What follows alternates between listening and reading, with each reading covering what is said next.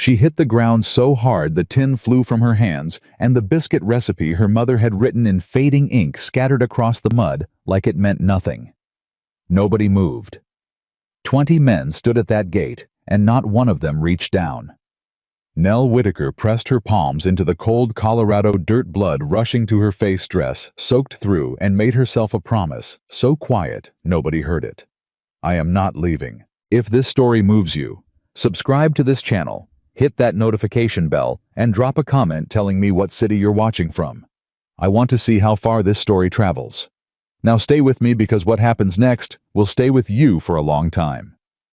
The mud was cold. That was the first thing Nell Whitaker felt when her knees hit the ground outside the gates of Redstone Valley Ranch on the morning of June the 3rd, 1884.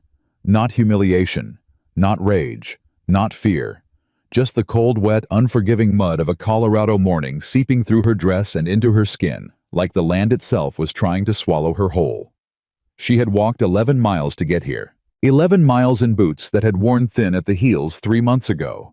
11 miles with a canvas bag on her shoulder that held everything she owned in this world. A change of dress, a tin of her mother's recipes held shut with a piece of ribbon, $4.62, and a letter of introduction that had been rained on twice and was barely legible anymore. She had not eaten since yesterday morning, and now she was on her knees in the mud with 20 ranch hands standing around her, some of them laughing, some of them just watching, and not a single one of them reaching down to help. The man who had pushed her was still standing over her. His name was Graham Pike, and he wore the title of foreman. The way some men wore a crown, like it gave him the right to treat everyone beneath him as less than human. He was a broad man, thick through the shoulders, with a jaw that looked like it had been carved from the same hard rock as the Colorado mountains behind him. He had small eyes that missed nothing and felt nothing. "I told you once," Graham said, and his voice carried across the yard like he wanted every man there to hear it. "I ain't telling you again. This is a working ranch. We don't take on strays." Nell heard the laughter ripple through the men around her. She pressed her palms flat against the mud and breathed. She had heard worse, from harder men than this one. Her father had called her worthless every day for the first 16 years of her life. The family she'd worked for in Denver had dismissed her without wages and called her a thief when she wasn't, and she'd had to walk away from that with nothing because she had no one to stand beside her and call them liars. The man she'd believed loved her had taken her best years and her savings and left her with a note that didn't even use her name. Graham Pike and his mean little eyes were nothing she hadn't already survived. Nell reached out, picked up her recipe. The lid had come open, and one of the index cards had landed in a puddle, her mother's handwriting bleeding at the edges, and she closed it carefully. She tucked it under her arm. She put one foot under her body and stood up. She did not wipe her face. She did not look at the ground. She looked directly at Graham Pike and said, "I'd like to speak with Mr. Mercer." More laughter, louder this time. "Mr. Mercer," Graham repeated, drawing the name out slow and mocking. "Don't see visitors who come crawling through the mud on their hands and knees." "Then I'll wait until he does." Something shifted in Graham's expression. It wasn't respect. It wasn't even surprise. It was something colder than both, the particular look of a man who realizes that cruelty has not done what he expected it to do. "You'll wait," he said flatly.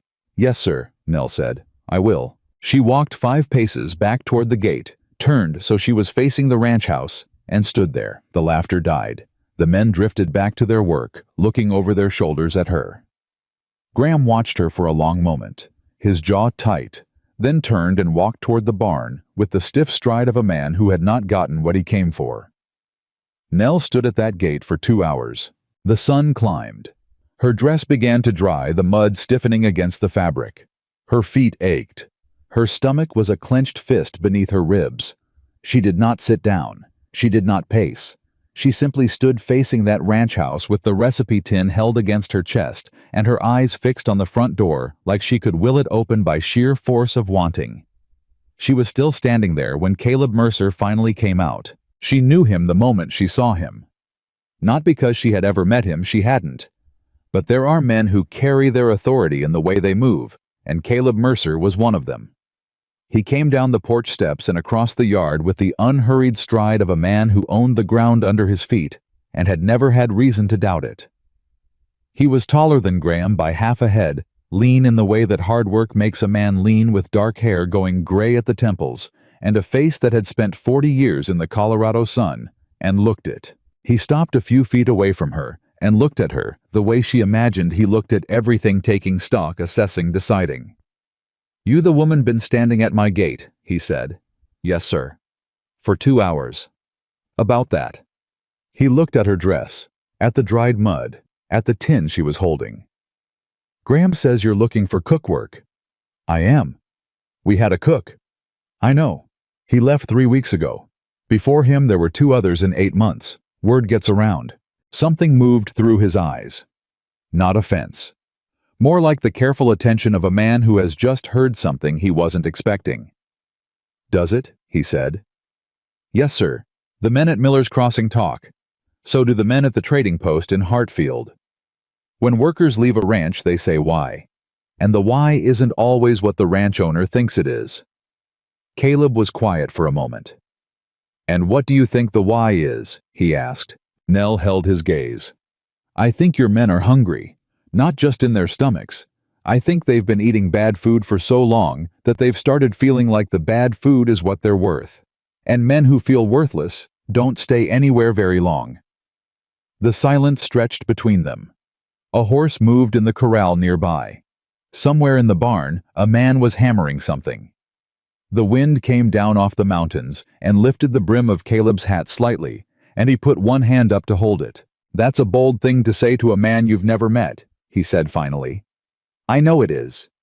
You got references." "I have a letter." She reached into her bag and produced it, handing it over. It was creased and watermarked, and she watched his face as he read it, trying to gauge his reaction. He handed it back without comment. "What's in the tin?" he said. She looked down at it. "My mother's recipes. She spent 30 years cooking for families on the frontier. She wrote everything down. And you cook like your mother." "I cook better than my mother," Nell said. "And she was the best cook I ever knew." For the first time, something that might have been a smile crossed his face. It was small and gone almost immediately, but she caught it. "That's either confidence," he said, "or foolishness." "It's honesty," she said. "You can decide which later." Caleb looked at her for another long moment. Then he turned and looked back toward the house. "I got 23 men to feed twice a day," he said, still looking away. "I got a kitchen that hasn't been properly run in months. I got supplies that have been poorly managed and waste I can't afford. And I got men whose morale is—" He stopped, started again. "The situation is not good." "I know," Nell said quietly. "That's why I'm here." He turned back to look at her. "You can't be worse than what I've had," he said. "No, sir," she agreed. "I cannot. If you can make something worth keeping by supper," he said, "you can stay the night. We'll talk wages in the morning." He paused. "You understand that's the only offer I'm making?" "I understand." He nodded once sharp, like a man ending a conversation. "Kitchen's through the back," he said, and walked away. Nell exhaled slowly. She turned and looked at the gate behind her, at the road stretching away across the open land, at the mountains in the distance, blue and enormous against the sky. Then she picked up her bag, adjusted the recipe tin under her arm, and walked toward the back of the ranch house. The kitchen was not what she had hoped for, and it was exactly what she had expected. It was a large room, which was the only good thing she could say about it immediately. There was a wide iron stove along one wall that had clearly been a fine piece of equipment at some point in its life, but had not been properly cleaned in a very long time. The prep table in the center was scarred and stained. The shelves were disorganized cans, stacked without order, sacks of flour and cornmeal, left open, a side of salt pork, hanging near a window that wasn't kept cold enough and had started to turn at the edges. She found a partial barrel of lard that had gone rancid. She found dried beans that had been stored in a cracked container and had absorbed moisture, which meant they would take twice as long to cook and taste like nothing when they were done. She found the remnants of the last cook's repertoire, a style of cooking. so relentlessly tasteless and careless, that she could understand in a single glance around that kitchen exactly why men were packing their bags and walking away. It wasn't just bad food. It was food that said, "You don't matter enough for anyone to try." She set her bag down on the cleanest corner of the prep table. She set the tin beside it. She took off her coat, hung it on a hook near the door, and rolled up her sleeves. Then she went to work. The first thing she did was not cook. The first thing she did was clean. She built up the fire in the stove and heated water, and she scrubbed that kitchen with a focused, systematic fury that was also a kind of prayer. She threw out the rancid lard. She reorganized the shelves. She took stock of what was actually usable, the genuine inventory. Not what was supposed to be there, but what actually was. And she did it quickly because she was already thinking 3 steps ahead. She had maybe 4 hours before supper. She found good flour, not much, but enough. She found a small crock of butter that was still sound. She found buttermilk in the cold cellar beneath the kitchen, 2 full jugs of it, more than she needed. She smiled when she found that buttermilk. It was a small smile, tired and private, but real. "All right, Mama," she said quietly to no one. "Let's see what we can do." She pulled out her mother's recipe card for buttermilk biscuits, even though she didn't need to. She had made these biscuits so many times since she was 7 years old that she could have made them blind, made them in her sleep, made them with both hands tied behind her back. But she looked at the card anyway, at her mother's careful slanted handwriting, at the small note at the bottom of the card that said in ink that had faded to almost nothing, "Always make more than you think you need. There is always someone hungrier than you expect." She started with the biscuits because she knew what they could do. She had seen it her whole life, the way a good biscuit could change the temperature of a room, the way it could cut through exhaustion and bad tempers, and men who'd been too long away from anything tender. There was something about a proper biscuit hot from the oven that reached past all of a person's defenses and touched something they'd maybe forgotten was still there. She worked the dough with her hands, feeling for the right texture, not too much, not too little, the way her mother had drilled into her. She cut them and laid them in the pan, and while they baked, she put together a pot of beans that would be simple but seasoned properly, and she fried up the better portions of the salt pork with onions she found in the cold cellar, and she brewed coffee that was actually strong enough to be called coffee. She was still at the stove when the first man came in.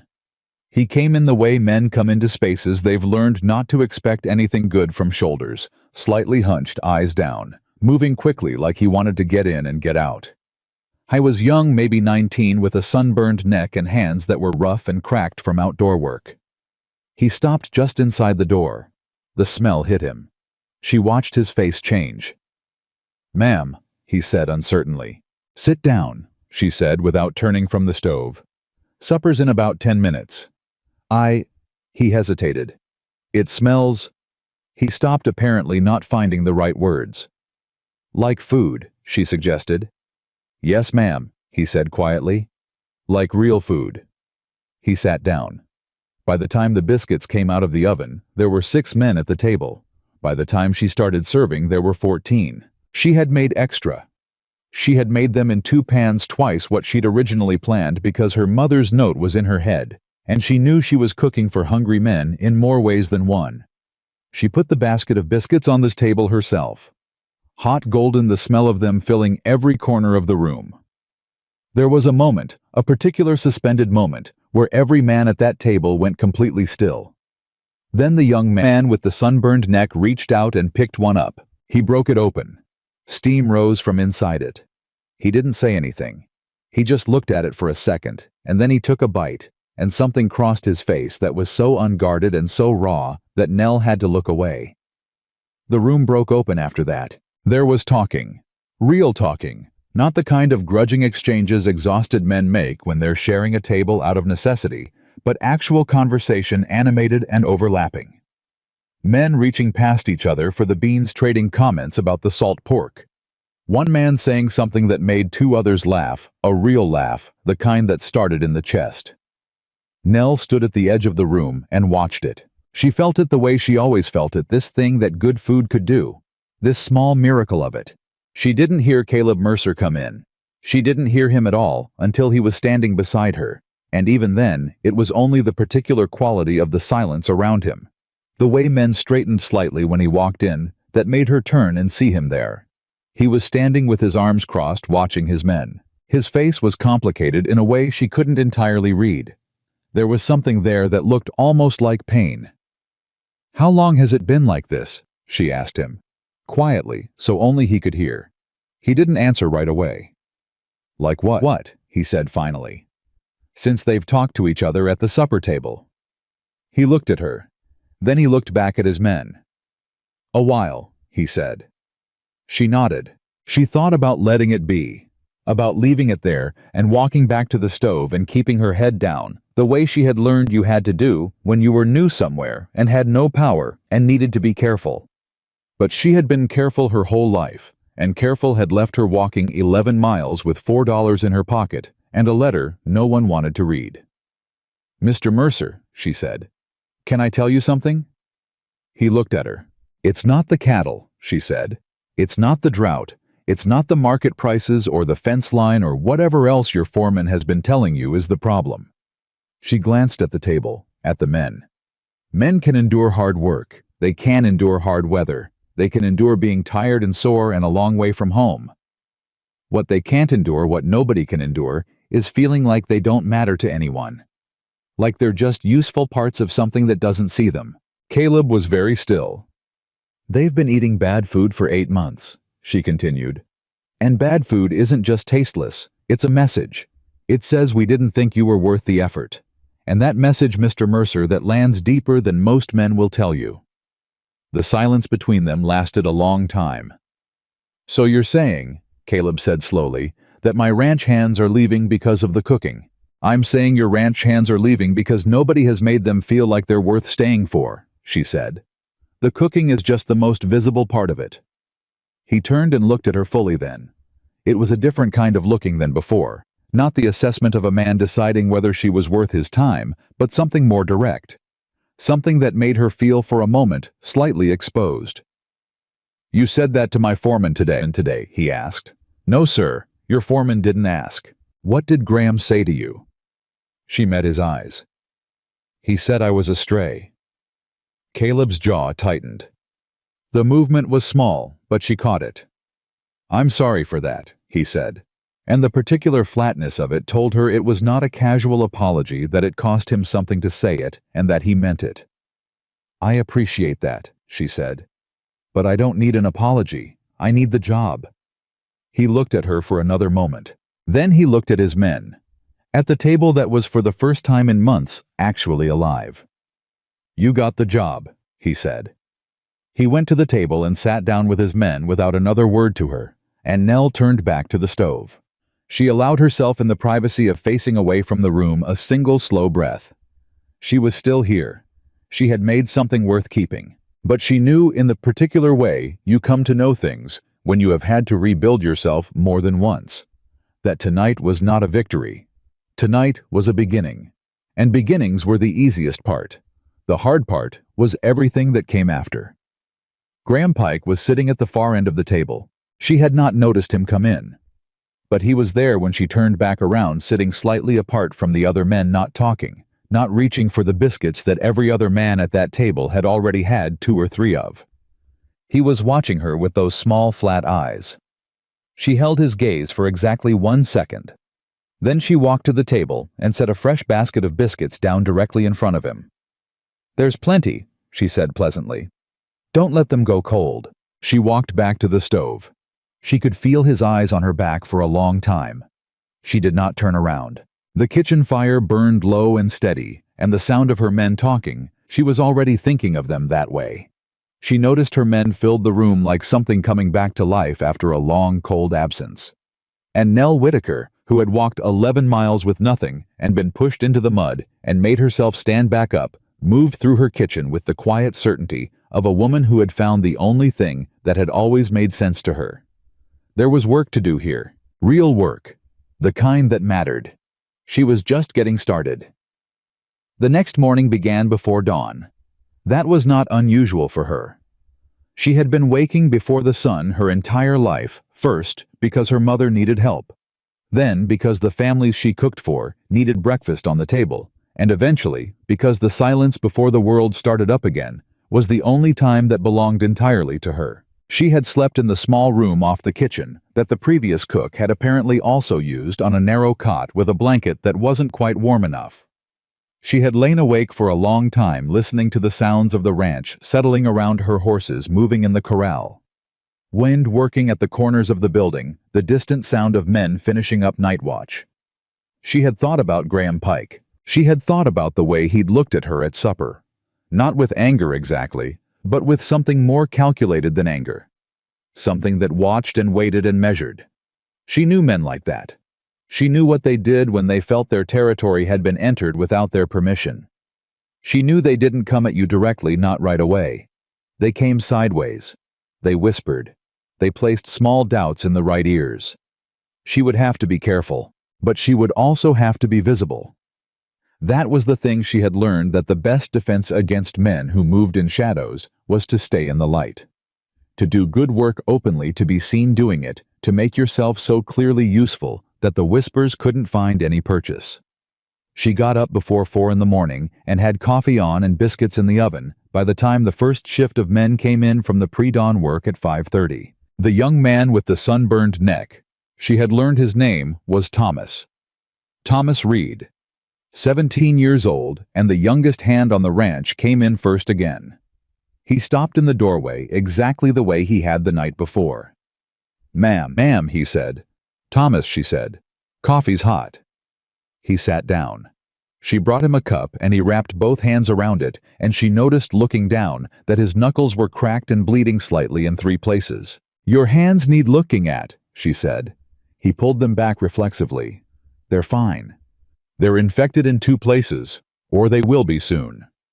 She went to the shelf where she had the night before located a small tin of salve that the previous cook had apparently not known existed. She brought it back and set it on the table in front of him. After you eat. He looked at the tin, looked at her, looked away. Thank you, ma'am, he said very quietly. That was the thing nobody told you about cookwork. Or maybe they told you and you had to find out for yourself that it was true. The food was only ever the beginning of it. Once you had fed someone, once you had given them something real and good, and made with genuine effort, they began to let you see them. The real them. The part that was tired or scared or hurt or lonely. The part they kept tucked away, because on a working ranch there was no room and no language for softness. She learned. Thomas Reed's knuckles were cracked because he was working 2 men's work since another hand had left, and no one had been hired to replace him, and he hadn't said anything because he needed the wages and was afraid if he complained, he'd be let go. She learned over the course of that morning about 4 other men, their names, their situations, the particular burdens they were carrying quietly and alone. And she stored every piece of it. Not to use against them, never that, but because you could not feed someone properly if you did not know what they actually needed. And what they needed was almost never only food. By the time Caleb Mercer came through the kitchen at 7 in the morning, there were 9 men at the table and 3 more who had stopped by already and left for the fields, and the kitchen smelled like coffee and butter and something that he stood in the doorway for a moment trying to identify. What is that smell? He said. Cinnamon, she said. I found half a tin of it at the back of the spice shelf. I added it to the biscuits. She glanced at him. There's coffee. He came in and poured himself a cup and stood at the counter rather than sitting the way men do when they want to stay in a room but keep their options open. 12 men at the breakfast table, he said. 13, she said. Young Tommy Reed just stepped out back. He'll be back in a minute. He looked at her. Last 3 weeks I've been lucky to see 6. She turned back to the stove. That's all you've got to say about it. Mom. I got other things I need to say to you, she said, but I don't think this is the right time. Why not? She glanced at the table. At the men. He understood. He put down his coffee cup and nodded toward the back door. She set down her spoon and followed him out. The morning air was cold and bright, the mountains throwing long shadows across the east side of the ranch. Tell me, he said. Thomas Reed is doing 2 men's work. she said. He's got infected cracks in his hands, and he's too afraid to mention it because he needs the money. He's the youngest hand you've got, and the way he works in 2 years, he'll either be your most valuable employee, or you'll have run him into the ground and he'll leave. It depends on what you do with him now. Caleb was quiet. Pete Hollis, she continued. The tall man with the red beard. He's got a problem with his left knee. He's been compensating for it for months, and it's changed how he moves, and he's starting to hurt his back, trying to protect the knee. He should see a doctor, and if there's no doctor, someone should at least know about it, so he's not assigned work that makes it worse. She stopped. Caleb was looking at her with an expression she couldn't quite categorize. How do you know all that? He said. You've been here less than 24 hours. People talk when they feel safe, she said. And people feel safe when someone's taken the trouble to feed them properly. He was quiet again. A wind came through and she crossed her arms against it. Is there more? He said. Quite a bit more, she said. But I didn't want to overwhelm you this early in the morning. And there it was again, that small, almost invisible thing at the corner of his mouth. That suggestion of something that might have been a smile. You're going to be trouble, aren't you? He said. She thought about it. Probably, she said. But it'll be the useful kind. He picked up his hat from where he'd set it on the porch rail and put it back on. I'll talk to Thomas, he said. And I'll get someone to look at Pete's knee. Thank you, she said. He started to walk away. Mr. Mercer, she said. He turned back. Your men are good men, she said. I can already see that. They're just running on empty. And a man running on empty on food, on dignity, on feeling like he matters. She held his gaze. He'll work himself half to death and still walk away. Not because he doesn't care, because he can't remember why he should. Something moved through his face, something old and private. I know, he said. It was a quiet, heavy thing the way he said it, like it wasn't only about his men. She watched him walk away across the yard, and then she went back inside to her kitchen, to her fire, to the work that was waiting for her. The work that was, she was beginning to understand only partly about Biscuits. The days that followed moved fast at Redstone Valley Ranch, the way days always move when real work is finally being done after a long spell of nothing. Nell found her rhythm quickly. Up before 4, fire built coffee on biscuits in the oven before the sky even thought about turning pale. She kept a small notebook in her apron pocket. Not her mother's recipes, those she kept in the tin safe, but a working notebook, the kind she filled with observations. Which men came in favoring their right side? Which men didn't talk at breakfast, but loosened up by supper? Which men ate too fast, the way men eat when they've been hungry long enough that eating fast becomes a habit you can't shake even when the food is good? She was building a picture. And the picture told her things that no ranch ledger ever could. Thomas Reed was at the table every morning at 5:30, without fail, and within 3 days he had stopped pulling his hands back when she looked at them. The salve she'd found had done its work, and his knuckles were healing, and something in him was healing. Along with them. Some tight defensive thing he carried in his shoulders was slowly releasing. He started talking at breakfast. Small things at first. The weather. A horse that had been acting strange. Then bigger things. He was from Missouri originally. His father had died when he was 15. He'd come west because there was nothing left in Missouri that wanted him, and he'd heard there was always work on the Colorado ranches. Do you like it here? Nell asked him one morning, pouring his coffee.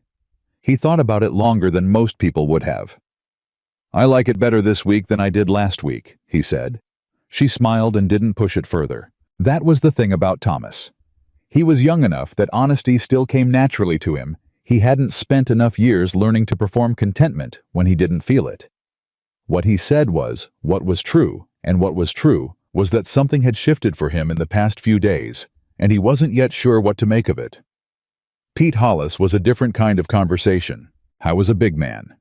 Pete broad and deliberate in the way he moved, the kind of man who had spent so many years being physically capable that admitting limitation felt close to admitting defeat. When Caleb spoke to him about his knee, Pete had apparently said it was fine. He'd said it the way men say things are fine when they are absolutely not fine, and they'd like everyone to stop looking at them. Nell waited until the kitchen was empty one evening. The supper hour over, the other men drifted back to the bunkhouse, and Pete lingered at the table, the way she'd noticed he sometimes did not quite ready to make the walk across the yard with that knee throbbing. She poured him a second cup of coffee without asking. She sat down across from him. "Don't," he said before she could speak. "I haven't said anything yet." "You've got a look," he said. "A certain look that means you're about to say something I don't want to hear. How's the knee tonight?" He wrapped both hands around the coffee cup. "I've had worse." "That's not the same as fine." He looked at her. He had brown eyes, Pete warm and weathered, and behind the stubbornness in them was something tired and a little frightened.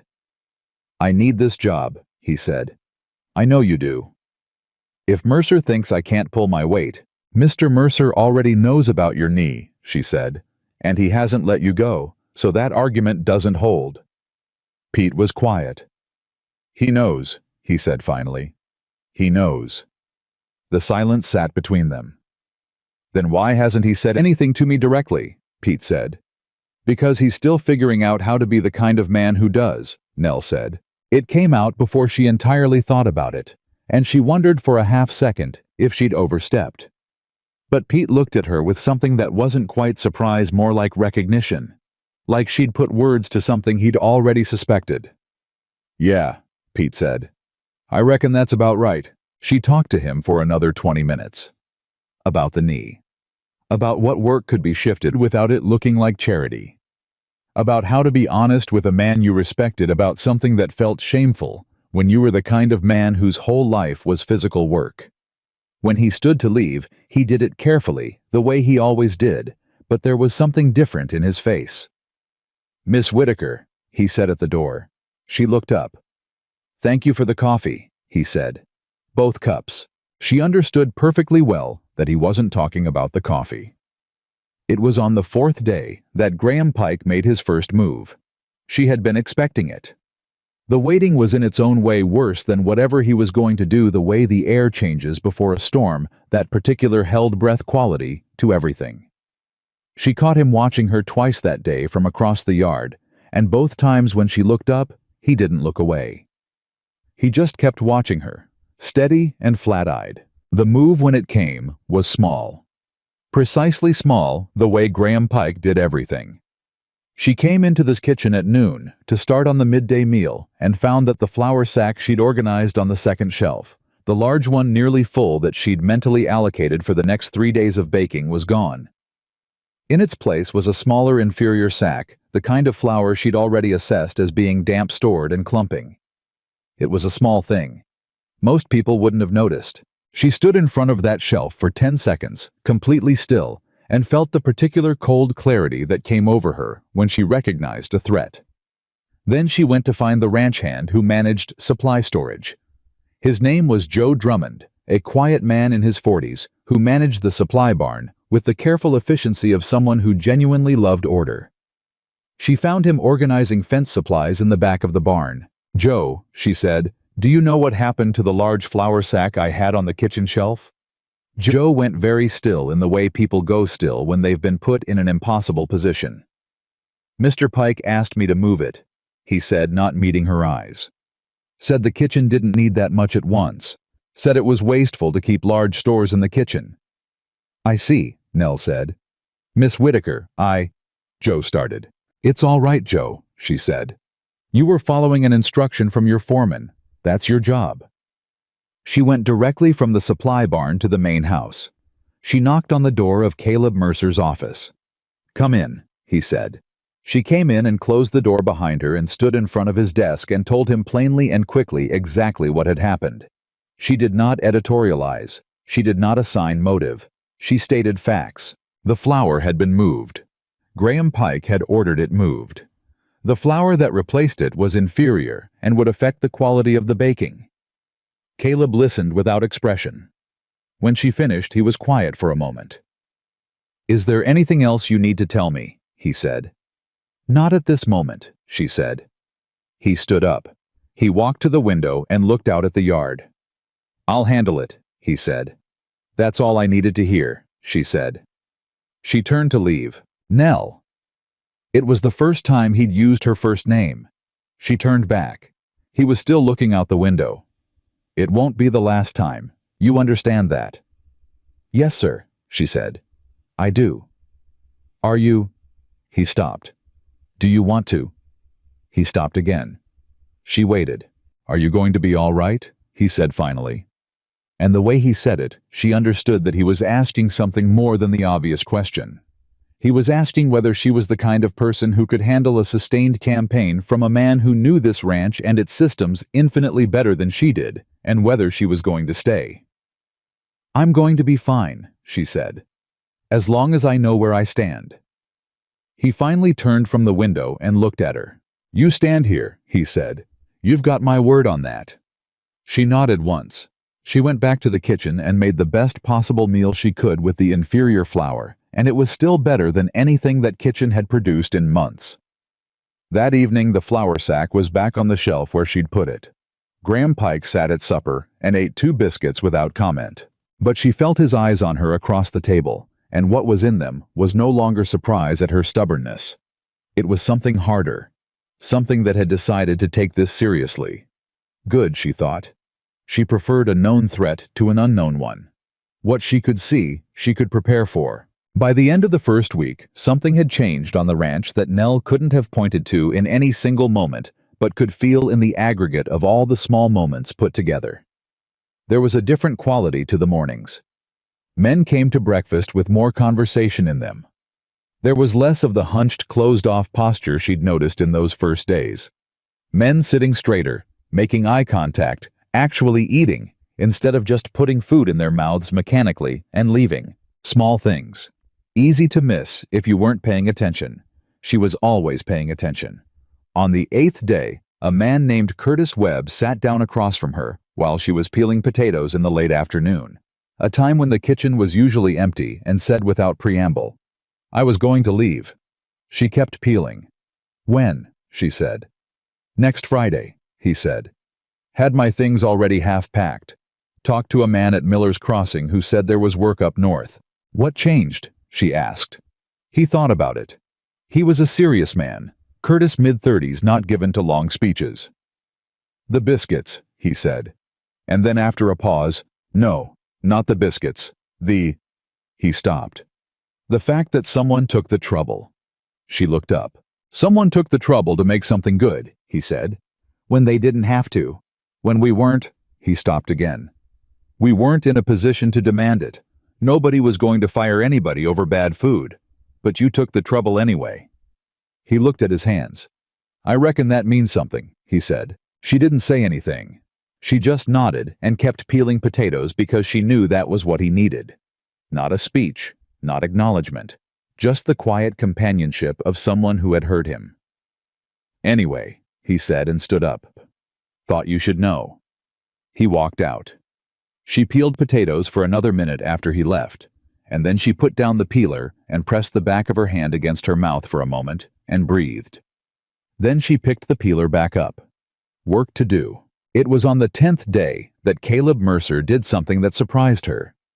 She was in the kitchen at her usual post. After supper, cleaning up the last of the dishes, when she heard his footsteps, and then the creak of the kitchen door, and then nothing, which meant he'd stopped in the doorway rather than coming in. "You should sit down," he said. She turned and looked at him. "I've been sitting down all day," she said. "Upright sitting in the saddle. You should sit down." He came in and sat at the kitchen table. She poured him coffee without asking the way she poured coffee for everyone who sat at that table, because it was her philosophy that a cup of coffee in someone's hand was the fastest way to get them to stay long enough to say what they'd actually come to say. He wrapped his hands around the cup. She leaned against the counter. "Tell me something," he said. "All right. Why are you here?" he said. "Not at the ranch. Why here? Colorado. Why not somewhere else? A city. Women with your—" He paused.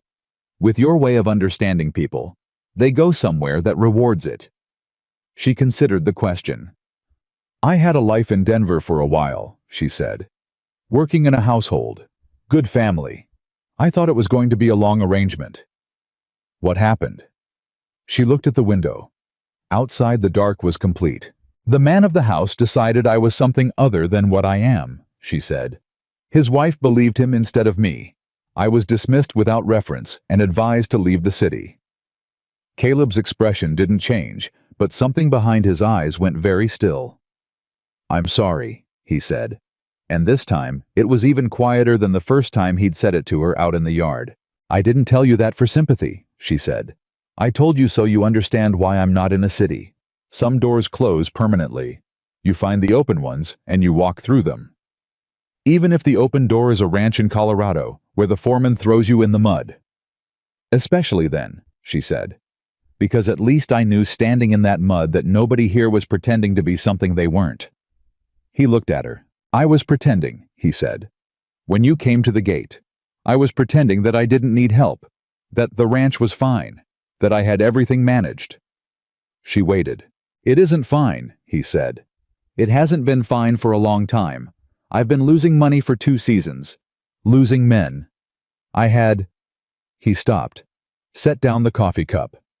"I had a partner, in the early years, man named Robert Aldous. He ran the business side. I ran the cattle. Between us it worked." He was quiet. "He died 2 years ago. Fever. And since then I've been trying to run both halves of this thing alone, and I—" He stopped again. She understood he was not a man who said things like this easily. Who said I failed, or I couldn't manage it, or I needed someone, and I didn't ask. She understood that whatever had brought him to this kitchen, to this table, to this conversation, had taken something from him that she shouldn't treat carelessly.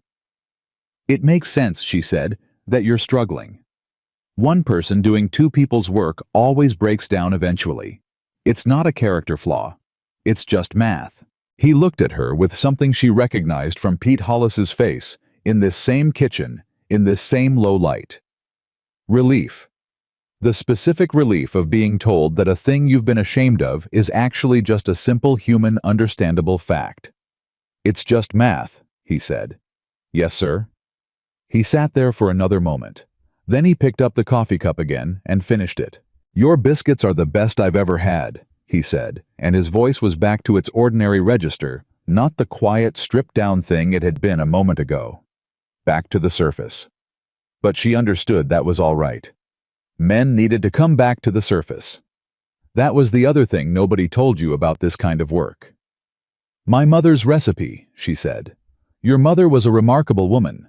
She was the hardest working person I have ever known," Nell said, "and the wisest, and she died with nothing to show for it except those recipe cards and a daughter who paid attention." Caleb set down the cup. "That's not nothing," he said. She looked at him. "No," she said after a moment. "I reckon it's not." He stood up. He picked up his hat from the table. "Good night, Nell," he said. "Good night, Mr. Mercer." He paused at the door. "Caleb," he said, if you're going to be here, you might as well call me by my name." She considered it. "Good night, Caleb," she said. He nodded once and walked out. She stood in the kitchen for a long moment after he left, listening to his footsteps cross the yard, and then she turned and looked at her mother's recipe tin sitting on the shelf. "Don't say a word," she told it. But she was smiling. That was the night Graham Pike began the second phase. She didn't know it then. She found out later in the piecemeal way you find out things on a ranch in fragments from different people, none of whom realized they were each giving her a piece of the same picture. What Graham did was simple. He started talking, not loudly, not in ways that could be traced back to him easily. He talked to men in the barn, men and on night watch, men passing through the yard. He didn't say anything obviously damaging. He was too careful for that. What he said was smaller. He said things like, "Isn't it interesting how quick Mercer started listening to someone who's only been here 2 weeks?" He said, "I'm not saying anything against her cooking, but a ranch isn't a kitchen." He said, "A man ought to be careful about who he takes counsel from, especially someone who just showed up out of nowhere and nobody knows the first thing about. Seeds. Small, precise seeds planted in the particular soil of men who were proud and who did not want to think they were being managed." Nell found out about it from Thomas Reed. Thomas was too young to know how to be subtle about it. He came to her on the 11th morning with his jaw set and his eyes troubled, and he told her directly and without embellishment what he'd heard Graham saying in the barn the night before. He said, "Thomas told her that you had Mercer wrapped around your finger, and that it wasn't proper, and that men who'd been here for years were losing authority to someone who'd been here 10 minutes. Did he say that in those words?" she asked. "Close enough," Thomas said.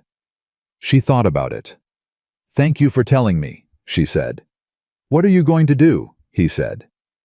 She looked at him, this 17-year-old boy with the healing knuckles and the two serious eyes. "I'm going to make breakfast," she said. "And then I'm going to make lunch.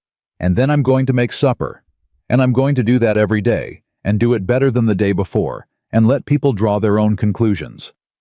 Thomas looked unsatisfied with this answer. "He's trying to run you off," he said. "I know. Doesn't that make you angry?" She set down the bowl she was holding and looked at him properly. "Thomas," she said, "I have been underestimated by better men than Graham Pike. I have been lied about and dismissed and pushed into the mud in front of 20 people and told I had no place here. And every single time I have gotten up and done the work." She picked the bowl back up. "That is my answer to Graham Pike, the work." Thomas was quiet for a moment. Then he rolled up his sleeves and said, "Can I help with breakfast?" She handed him the spoon. The twist came on the 14th day, and it hit her like cold water. She had been reorganizing the supply records. Caleb had asked her to look at the inventory system, because it was a mess, and she had a gift for order, and she was working through the ledger when she found the first anomaly. A supply of salt pork, ordered and paid for. But the quantity delivered according to the delivery log was significantly less than what had been ordered and billed. She stared at the numbers. She checked them again. Then she pulled the previous month. The same pattern. Not identical numbers, but the same shape of it. Orders for one quantity, deliveries of another, and the difference. She added it up slowly, carefully, making sure she wasn't misreading the difference, added up to a sum that was not insignificant. She sat very still. She thought about this kitchen she had walked into 2 weeks ago. The poorly stocked shelves. The insufficient supplies. The inferior ingredients that explained the terrible food, that explained the men feeling worthless, that explained the men leaving. And she thought about who managed the supply orders. Who had always managed the supply orders. She closed the ledger. She held it against her chest and sat in the supply room for 10 minutes by herself, thinking about what she was going to do with what she now knew. Because knowing something like this was not a simple thing. It was a weight. And the way you put it down mattered as much as the fact that you had picked it up. She could be wrong. She was not an accountant. Numbers could be misread. But she did not think she was wrong. And if she was right, then Graham Pike was not just a threatened man protecting his territory. He was stealing from Caleb Mercer. He had been stealing, by her rough calculation, for at least 2 months.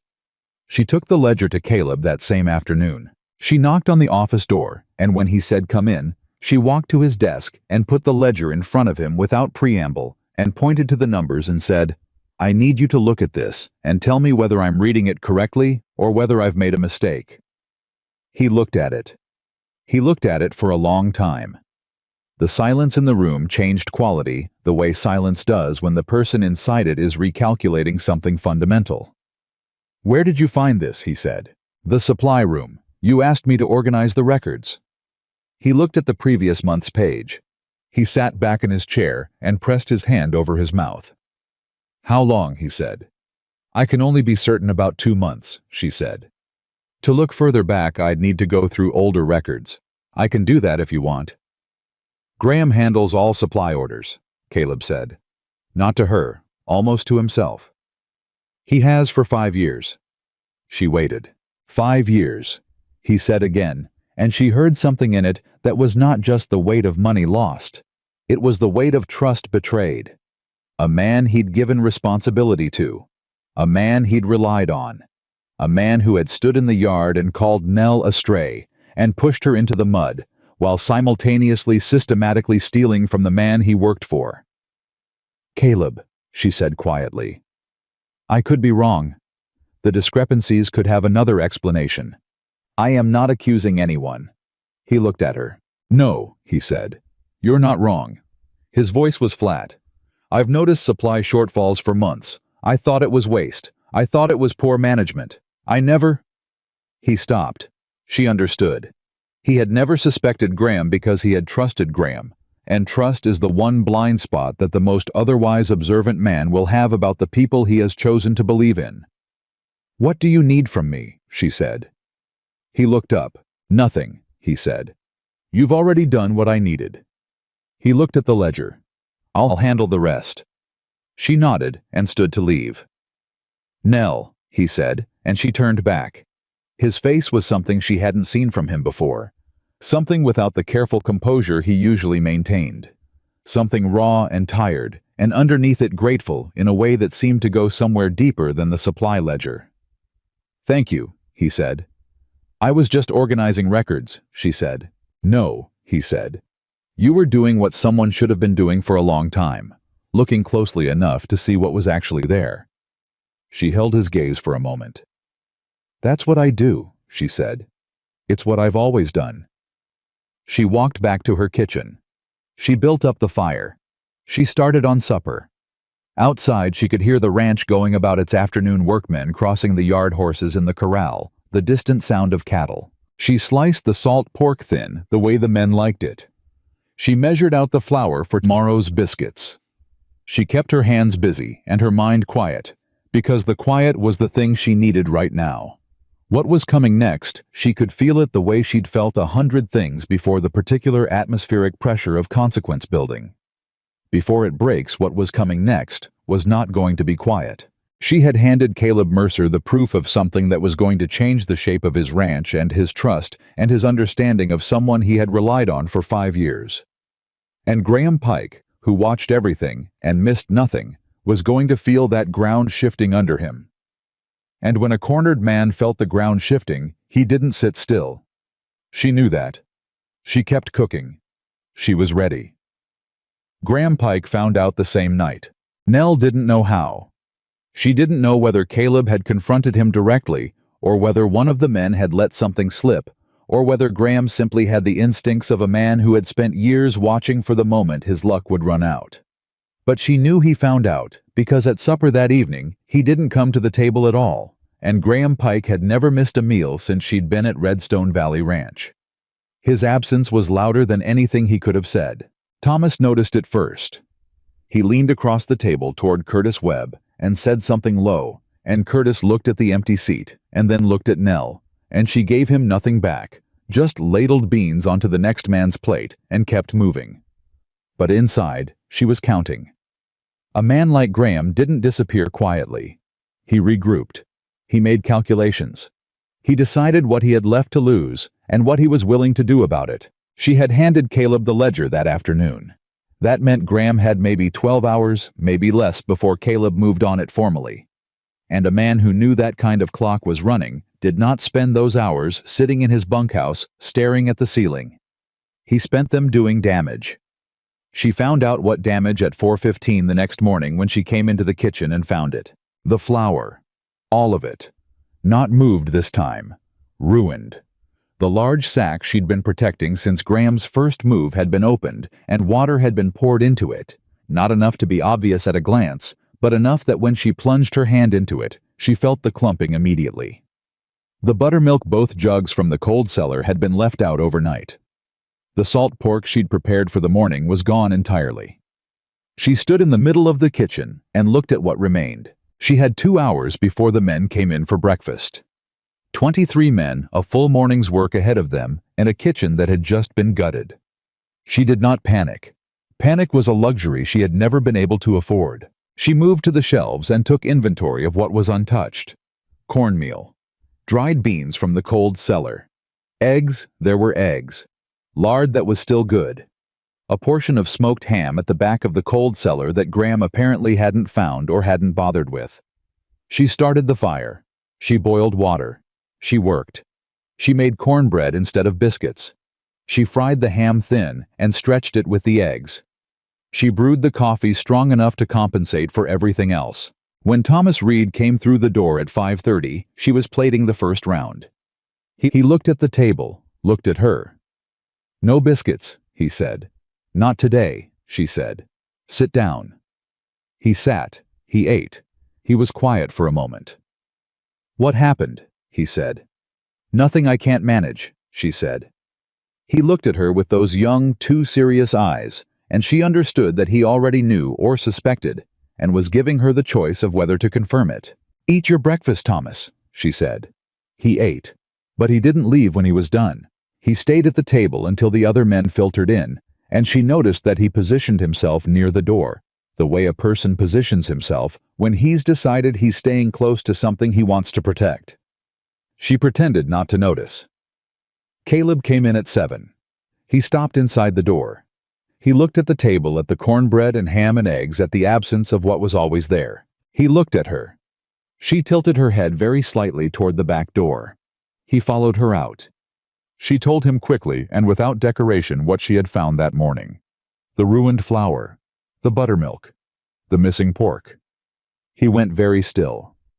He knew, Caleb said. Yes. He knew I'd seen the ledger. He knew something had shifted, she said. Whether he knew the specific detail I can't say. But men like Graham Pike don't wait to find out how much trouble they're in. They move first. Caleb's jaw was tight. She could see it from here. Where is he now? She said. Bunkhouse, far as I know. I was going to speak to him this morning. He stopped. I should have done it last night. You were being careful, she said. Ed, there's nothing wrong with that. He sabotaged my kitchen. Yes. He ruined food that my men needed. The particular quiet in those words was different from anger. It was something colder and more deliberate. She had noticed before that Caleb Mercer did not raise his voice when he was genuinely furious. He got quieter. Like all the heat was being compressed down to a single concentrated point. I'll handle the breakfast, she said. You handle Graham. He looked at her. I'm sorry this happened, he said. Don't be sorry, she said. Just make it not happen again. He nodded once, turned, and walked with that quiet, deliberate stride toward the bunkhouse. She went back inside and refilled the coffee. She didn't hear the conversation. She didn't ask about it afterward, and Caleb didn't offer the details, which she respected. What happened between a man and an employee he was confronting about theft was not her business unless she was made a part of it. What she knew was that Graham Pike came through the yard 20 minutes later carrying a bag, and he did not look at the kitchen as he passed, and he did not look back when he reached the gate. He was gone before 8 in the morning. The silence he left behind was complicated. She felt it in the kitchen, in the slight difference in the men's posture when they came in for the midday meal. It wasn't relief exactly. It was something more unsettled, like the ground had moved under everyone's feet, and they were still finding their balance. Curtis Webb was the one who said it out loud. Graham's gone, he said, sitting down at the table with his hat in his hands. Not a question. I heard, Nell said. He been here 5 years, Curtis said. I know. She set a plate in front of him. He looked at it without eating. I didn't like the man, Curtis said. But 5 years is a long time. Makes you think. What does it make you think? She said. He was quiet for a moment. Makes me think about how long a person can be in a place and still be doing wrong by it, he said. And nobody sees it. She sat down across from him. She did something she rarely did in the middle of service. She gave him her full-stopped attention. People see what they trust, she said. Caleb trusted Graham because Graham had earned it back when he was earning it honestly. Trust doesn't update itself automatically. Someone has to look at the numbers. You looked at the numbers, Curtis said. I was asked to organize records. I just looked closely. Curtis was quiet. You always look closely, he said. Not an accusation, more like something he was working out. It's the only way I know how to do anything, she said. He picked up his fork. Good, he said. We need someone around here who does. The day after Graham left should have been easier. And in some ways, it was the particular tension of knowing he was watching. Measuring planning was gone, and that was a physical thing. She hadn't entirely realized she'd been carrying until it wasn't there anymore. But a ranch doesn't simplify just because one complicated thing is removed. The work was still the work. The men were still 23 individuals, with 23 sets of needs and histories and quiet struggles. The supplies still needed reorganizing. Caleb still needed someone to look at the inventory ledger and tell him how bad the shortfall actually was. She did that on the 16th day after supper, sitting at the kitchen table with the ledger spread out in front of her, and Caleb across from her with a coffee cup and his hat off. It took 2 hours. The number at the end of it was not good. She wrote it on a piece of paper and pushed it across the table to him. He looked at it. He didn't say anything for a long moment. "That's 2 seasons," he said. "Yes. That's..." He stopped. "That's not recoverable this year." "Not fully," she said. "But partly. And partly is better than you were at this time yesterday, because this time yesterday, you didn't know the real number. You were working from a false picture." He looked up. "A false picture is easier," he said. "No," she said. "It just feels easier. It's actually much harder because you're trying to navigate by something that doesn't correspond to the real terrain." He held her gaze. "Where did you learn to think like this?" he said. "From a life that didn't leave me much room for illusions," she said. He looked down at the number on the paper. Then he folded the paper deliberately and put it in his shirt pocket. "All right," he said. "Tell me what you think I should do." She hadn't expected that. The directness of it. She had expected him to take the information and withdraw to process it alone, the way he seemed to process most things. "You want my opinion?" she said. "I want your honest assessment," he said, "which I've found is more reliable than most people's careful opinions." She thought about it. "You cut costs where you can, without cutting quality on the things that matter most," she said. "The food stays good. You can negotiate better on everything else if your men are loyal, and they're loyal when they feel valued. You also need to replace the foreman position, but not immediately. Run without one for a month. See what each man can do when the middle layer is gone. You might find you have more capacity than you thought." He listened. "And the debt," he said. "You make it manageable," she said. "A piece at a time, the same way you do everything that looks impossible." "Which is how?" "You start with what's in front of you," she said. "And you don't look at the whole thing all at once because the whole thing will paralyze you. You look at what you can do today." He was quiet. "You sound like you've done this before," he said. "I've rebuilt my life from nothing 3 times, she said. "Each time I looked at the whole thing, I couldn't move. Each time I looked at the next one thing, I could." He nodded slowly. Then he said, "You can have full authority over the kitchen accounts, supplies ordering allocation. I want you to run it completely." She looked at him. "That's a significant decision," she said. "It's the right one." "You barely know me." "I know enough," he said. And then carefully, "I know you could have used what you found in that ledger to put yourself in a better position. You could have held it, used it as leverage. That's what most people would have done." "I'm not most people," she said. "No," he said. "You're not." She accepted the responsibility.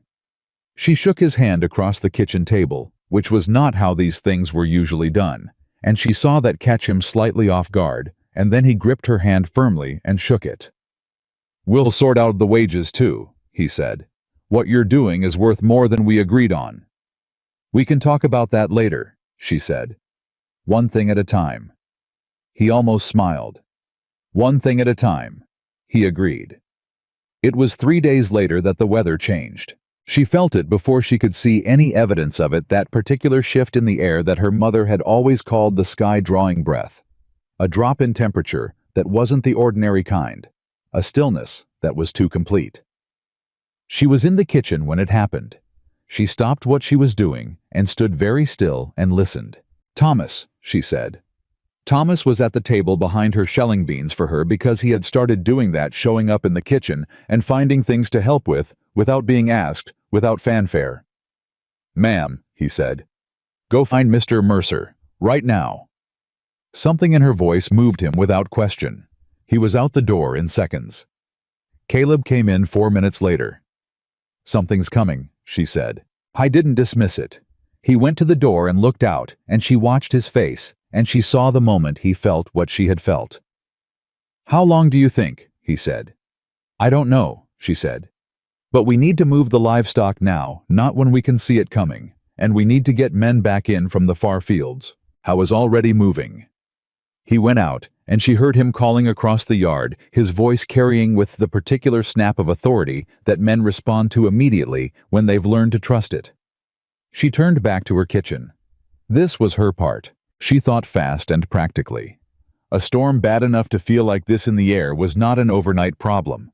It was a days-long problem, which meant men working in brutal conditions who needed to come back to something that would keep them functional. Which meant food that held heat, that could be made in large quantities, that could be kept warm for hours without losing its sustaining quality. Which meant she needed to start cooking now before the storm hit and keep cooking through it. She took complete stock of everything she had. She calculated quantities. She thought about the men who would be coming in cold and exhausted, the ones who'd be working the night shifts, the ones who might not come in from the field for hours after the worst of it hit. She made a list. Then she went to the supply barn herself, because she was no longer waiting for anyone to manage supplies for her, and she pulled what she needed. By the time the first clouds were visible on the horizon, her kitchen was producing at full capacity. She had a cauldron of thick stew on one side of the stove, biscuits going in the oven in rotation, a pot of beans, coffee that she planned to keep hot continuously for as long as the storm lasted. She had moved the cold cellar supplies up into the kitchen, where she could access them without going outside, and she had organized everything with the particular methodical efficiency of someone who understood that in a crisis, the first casualty was always good organization, and you had to build the structure before the chaos arrived. Thomas was with her for 2 hours, doing whatever she asked, before Caleb pulled him to help with the livestock. Joe Drummond appeared in the kitchen doorway. "Miss Whitaker," he said, "you need anything from the barn?" "I need 2 more men in here to help carry," she said. He went and got them. The storm arrived at dusk, and it arrived hard.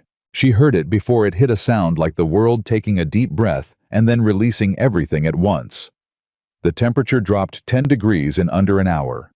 The wind came from the north, and it came with fury, and it hit the ranch house walls with a force that she felt through the floor under her feet. The kitchen became the center of the ranch. Men came in from the storm faces, red and rigid, from the cold hands shaking too exhausted even to speak, and she put food in front of them and coffee in their hands. And she watched life come back into them the way she'd watched it happen on the first night, except now it wasn't just warmth and good food. Now it was survival. She did not stop moving. For 11 hours straight, she did not sit down. She cooked and she served, and she kept track of who had come in and who hadn't. And when Pete Hollis appeared at 2 in the morning with blood on his face from a fall and his knee so swollen he could barely walk, she got him to the kitchen table and cleaned the cut herself and wrapped his knee with strips of cloth from the supply closet and sent him to the back room with 2 blankets and orders not to move. "I need to go back out," he said. "Your knee is 3 times its normal size," she said. "You'll do more harm than good out there. There are still men working. And they need you functional tomorrow," she said. "Which you won't be if you go back out there tonight and do permanent damage to that joint. Sit down." He sat down. He looked at her with an expression that was equal parts frustration and the reluctant, bone-deep relief of a man who has been given permission to stop. "Thank you," he said quietly. "Don't thank me," she said. "I'm being entirely practical." But she squeezed his shoulder once quickly as she passed him, and she felt him exhale. Caleb came in at 3 in the morning. She had not seen him since the storm hit. She had heard his voice periodically across the yard directions to men, decisions made and acted on with the efficiency of someone who had run a cattle ranch long enough that crisis management was simply a different kind of workday. But she hadn't seen him. When he came through the kitchen door, she turned from the stove and stopped. He was soaked through. His hat was gone. There was ice in his hair, actual ice, and his hands, when he came close to the stove, were shaking slightly with the fine tremor of extreme cold. She poured coffee immediately and pressed the cup into his hands. He wrapped both hands around it the way she had seen him do before, but this time there was nothing controlled about it. He just needed the warmth. She put a bowl of stew in front of him. "Sit," she said. He sat, which told her more about how exhausted he was than anything else could have. Caleb Mercer did not take directions from anyone. The fact that he sat when she told him to without question meant his body had reached a point where it was simply responding to whoever had a warm bowl and a steady voice. "How many men are still out?" she said. "3," he said. "Curtis and 2 others. They're with the cattle in the north barn.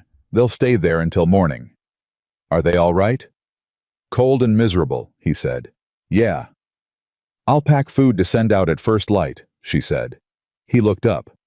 "You don't have to." "I know I don't have to," she said. He held her gaze. "You've been at that stove for how long?" he said. "Long enough." "Nell?" "I stopped counting hours a while ago," she said. It didn't seem useful. He looked at the stew in front of him.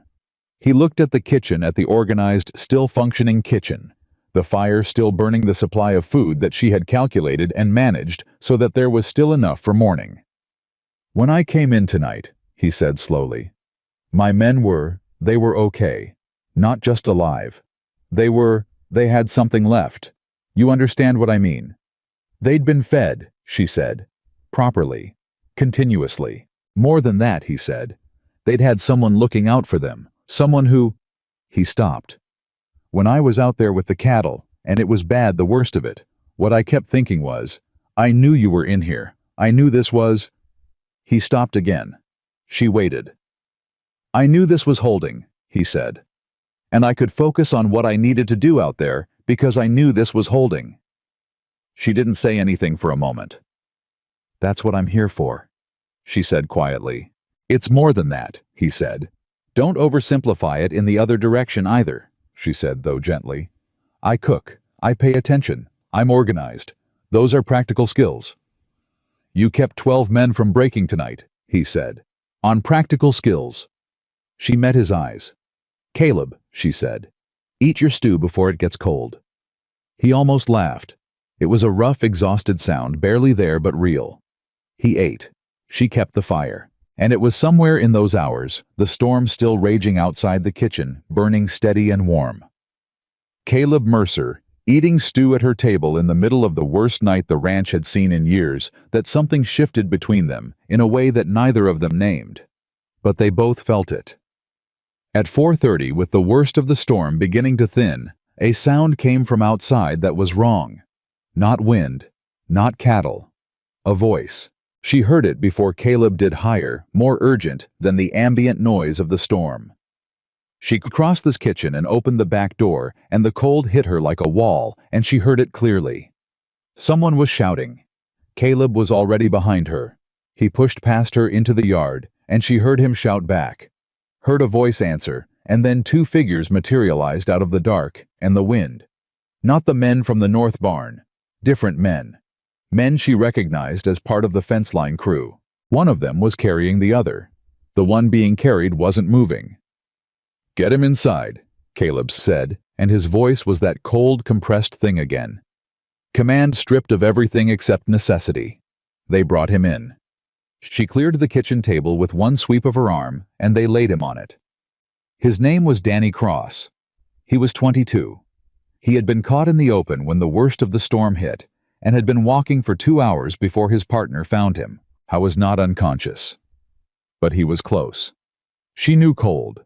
She knew what the body looked like when it had been pushed to its outer limit, and what it needed in the next 10 minutes to pull back from that edge. "Blankets," she said to Thomas, who had reappeared in the kitchen door. "Everything in the supply closet." To Caleb, "I need the fire built up higher." To Danny's partner, "What's his name?" "Danny," he said. "Danny Cross." She leaned over Danny Cross. "Danny," she said, clear, firm. "Danny, you're inside. You're at the ranch. Can you hear me?" A movement. The smallest thing. His eyes trying to focus. "That's right," she said. "Stay with me." She worked. Blankets heat the cup of broth she'd been keeping warm, given in small amounts, carefully checking his response each time. She talked to him the whole time, not soothing, not anxious, just steady. Steady and present the way her mother had talked to her through bad fevers when she was a child. Just a voice continuous and calm, reminding the body that there was still a reason to come back. Caleb stood at the edge of the kitchen and watched her. She didn't look at him. She was focused entirely on Danny Cross. 20 minutes later, Danny was talking. Slowly with effort, and what he said was mostly confused, but he was talking, which meant he was coming back, which meant they were going to be all right. She sat back in her chair and let out a slow breath. The kitchen was very quiet, except for the sound of the fire and the still present wind outside. "Will he be okay?" Thomas said. "He needs to sleep and stay warm," she said. "And he needs to be watched for the next few hours." She looked at Thomas. "Can you do that? Stay with him?" "Yes, ma'am," Thomas said, without hesitation. She stood up. She was shaking. She realized it only when she tried to pour herself coffee, and her hand was not quite steady. She set the pot down and pressed both hands flat on the counter and breathed. Caleb was beside her. He didn't touch her. He just stood close. "Sit down," he said. "I'm fine." "Nell, sit down." She sat down. He poured the coffee himself and set it in front of her, and then he sat across from her, and for a long time, neither of them said anything. The storm outside was quieting. Somewhere in the east, though you couldn't see it yet, the sky was beginning to turn. "He would have died," Caleb said. Not loud, just a fact. "He would have been very close to it," she said. "If you hadn't—" He stopped. "If you hadn't had the broth ready.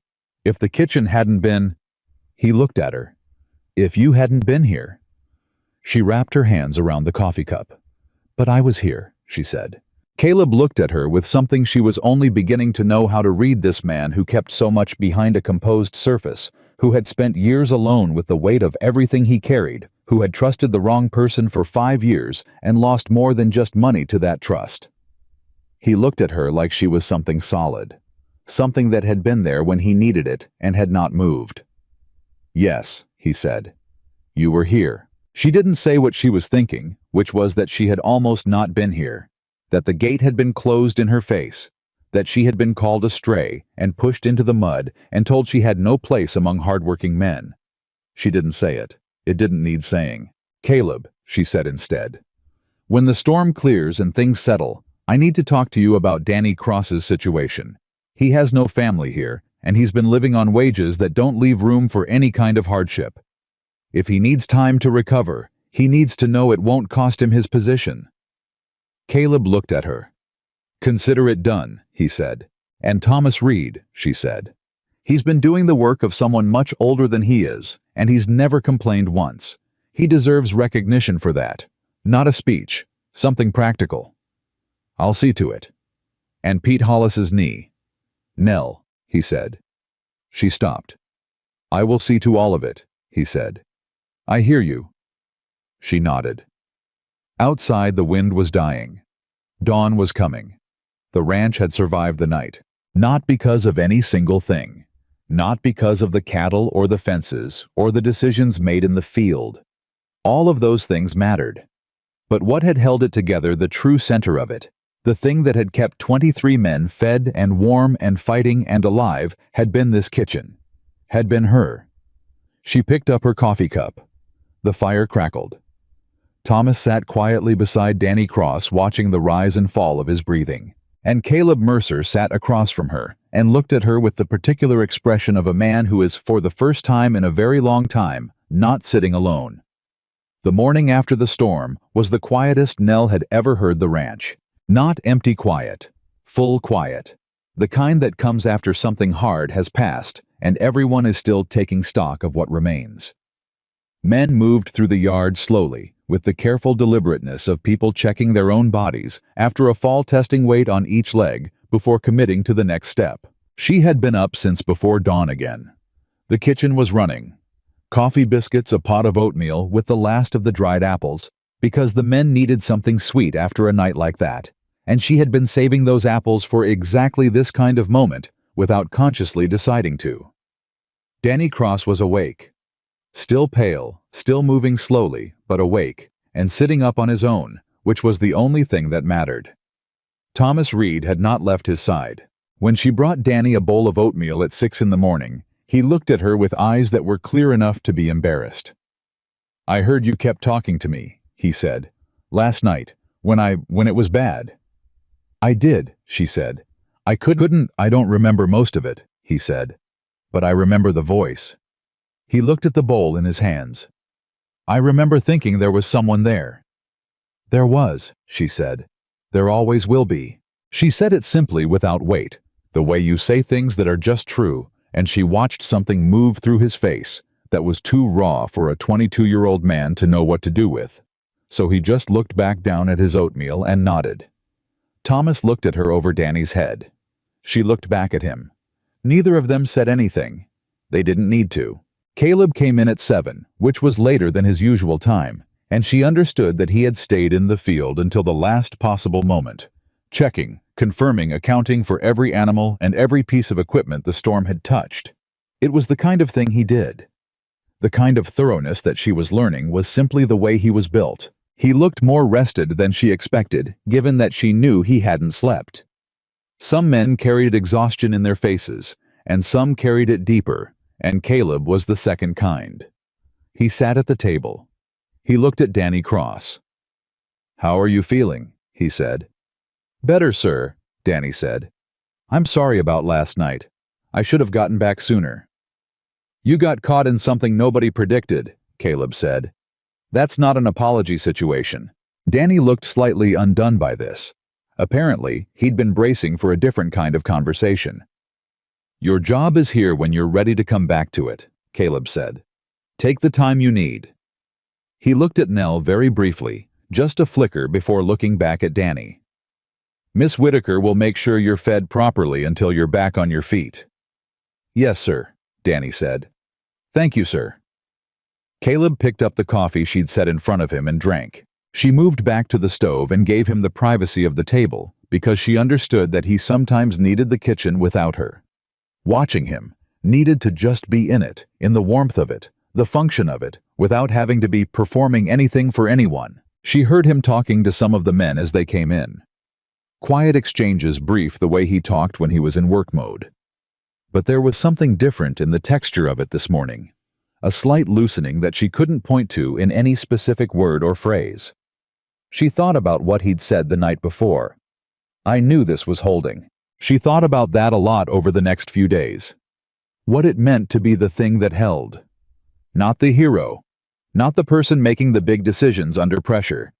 Just the constant, reliable, unglamorous center that everything else could depend on. She had been that thing her whole life, and no one had ever named it before. 3 days after the storm, Curtis Webb came to her with a problem. He came to her, rather than Caleb, which told her something about how the ranch's internal map had shifted, and she filed that away without comment. "We lost 6 head of cattle in the north pasture," he said. "Not to the storm, before it. I think someone cut the fence line." She looked at him. "Before the storm," she said. "Day before, maybe 2 days before. Hard to say exactly when because we weren't checking that line, too much else going on with storm preparation." "Have you told Caleb?" "I'm telling you first," he said. "Because whoever cut that fence, they knew exactly where to cut it.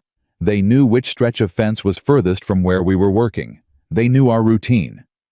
The silence between them was significant. "Graham," she said. "That's my thought," Curtis said. "Can't prove it. Someone with 5 years of knowledge of this ranch," she said. "Someone who knew exactly how to hurt it and exactly when to do it right before a storm, so the damage would be compounded." "That's what I figure." She was quiet for a moment.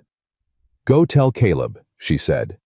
"Not because I'm not listening, but because he needs to hear this directly from you. And tell him exactly what you told me, including why you think it was deliberate." Curtis nodded. He started to leave. "Curtis," she said. He turned. "You did right coming to someone," she said. "Whatever happens next, you did right." He held her gaze for a moment. "Yes, ma'am," he said. Caleb's reaction to the fence line news was the cold, compressed fury she was coming to recognize as his most serious register. He didn't say much when Curtis told him. He asked 2 precise questions. He looked at the numbers. He came to the kitchen that evening, and she could see it in him the moment he walked through the door, the weight of it, The added weight on top of everything else the storm had already cost him. She poured coffee. She sat down across from him. "Tell me what you're thinking," she said. "I'm thinking," he said slowly, "that I trusted a man for 5 years who was taking from me the entire time. And when I found out he didn't just leave, he cut my fence and cost me 6 head of cattle and let the storm do the rest of the work." "Yes. I'm thinking about how much of the last 2 years of difficulty was how much of it was him," he said. "The men leaving, the morale, the supplies running short. I thought it was the market. I thought it was just a hard season." "Some of it was," she said. "Markets are real. Hard seasons are real. But some of it was him. Yes." He pressed his hand flat on the table, looked at it. "I built this ranch," he said. "My father and I built it. He died, and I kept building it. I have put 20 years of my life into this ground." He stopped. "And I let someone stand next to me for 5 of those years and hollow it out from the inside because I didn't look closely enough." "Caleb," she said. He looked up. "You are not responsible for someone else's decision to deceive you," she said. "Trust is not foolishness. It's what allows anything to function. If Graham Pike chose to abuse yours, that is entirely on him, not on you." "That's a generous way to look at it." "It's an accurate one," she said. "You can spend your energy on guilt about trusting the wrong person, or you can spend it on building something better. The first option changes nothing. The second changes everything." He held her gaze. "You've said something like that to me before," he said. "I'll probably say it again," she said, "until it sticks." Something moved across his face. Not quite a smile. Warmer than that. "You are the most direct person I have ever met in my life," he said. "Is that a complaint?" she said. "No," he said. He stopped. "It's one of the things I'm most grateful for." She looked down at her coffee cup. The kitchen was very quiet. Outside, the ranch was settling into the evening. She was aware in a way she had been trying not to be entirely aware of how different this was from anything she had experienced before. Not the work. The work she knew. The being seen in the work that was different. The sitting across from someone at the end of a hard day and talking about real things. The being heard. She had not had that in a very long time. Maybe not ever, she thought, in quite this way. "Nell," he said. She looked up. "When I hired you," he said carefully, "I told you we'd talk about wages in the morning, and then things kept happening, and I've given you more responsibility, which we did discuss, but I haven't the wages themselves."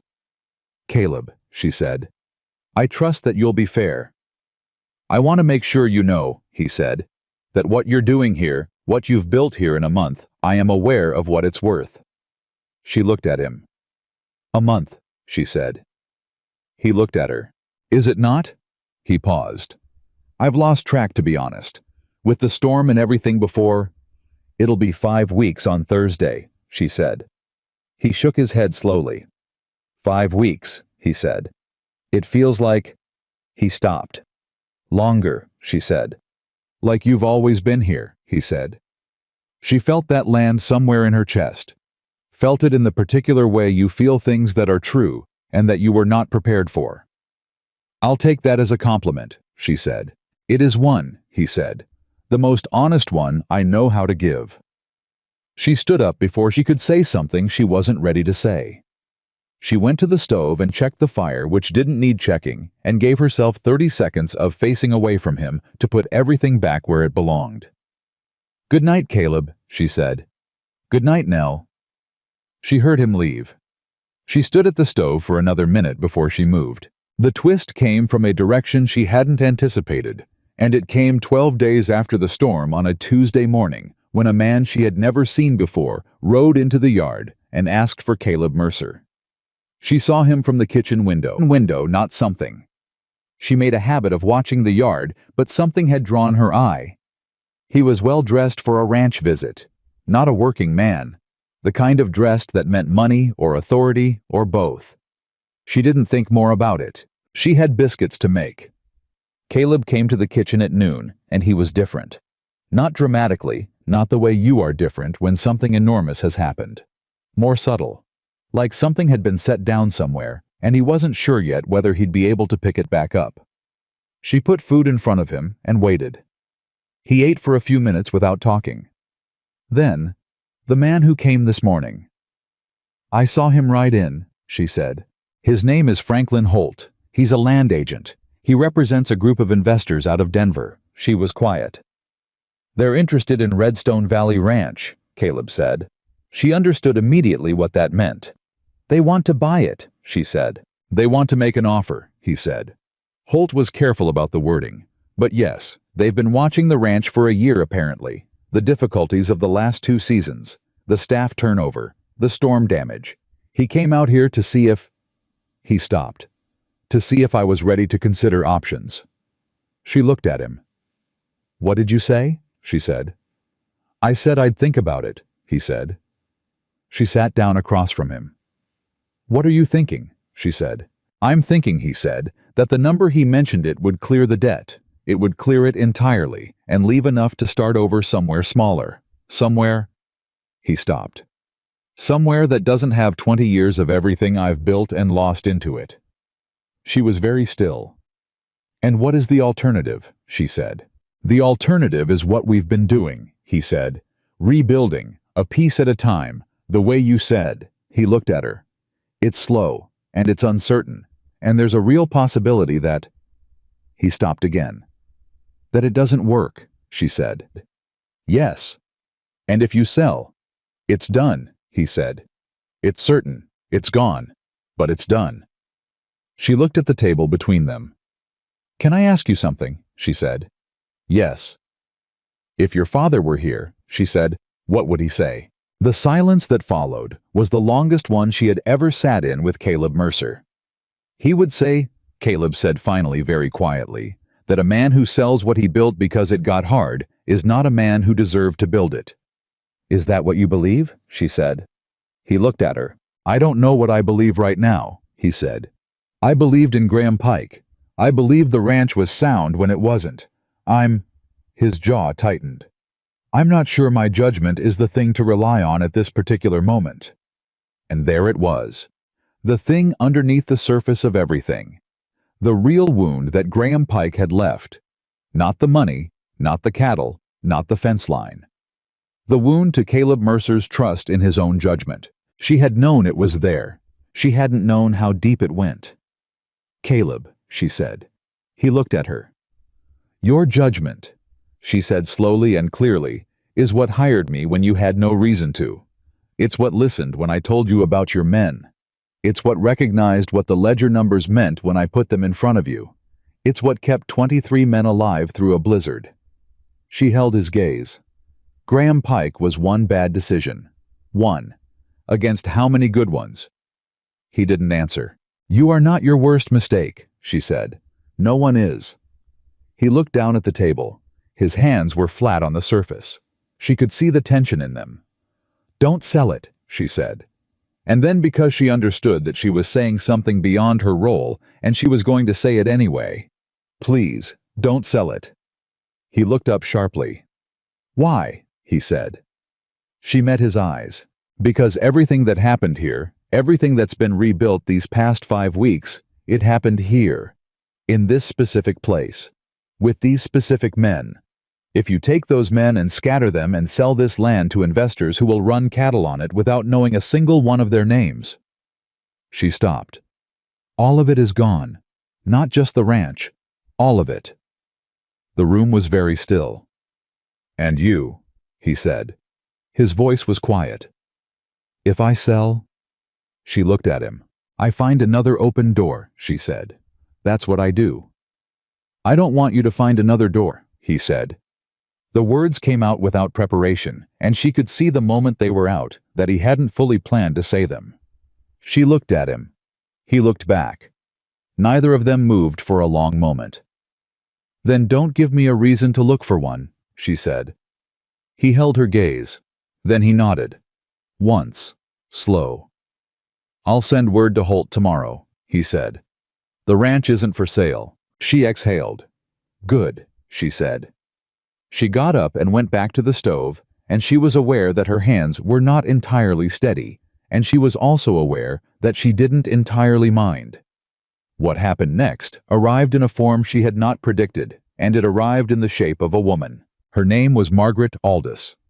She appeared at the ranch the following Saturday afternoon, and she arrived not with the hesitance of a visitor, but with the particular self-possessed assurance of someone who had been here before and considered herself to have standing.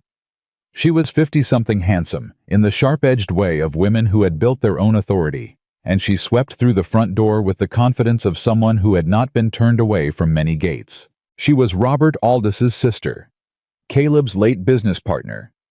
She explained to Caleb in the front parlor, come to discuss what she considered to be a still outstanding matter relating to her brother's stake in the ranch, a matter her lawyer had been corresponding about and which Caleb had apparently not responded to in some months.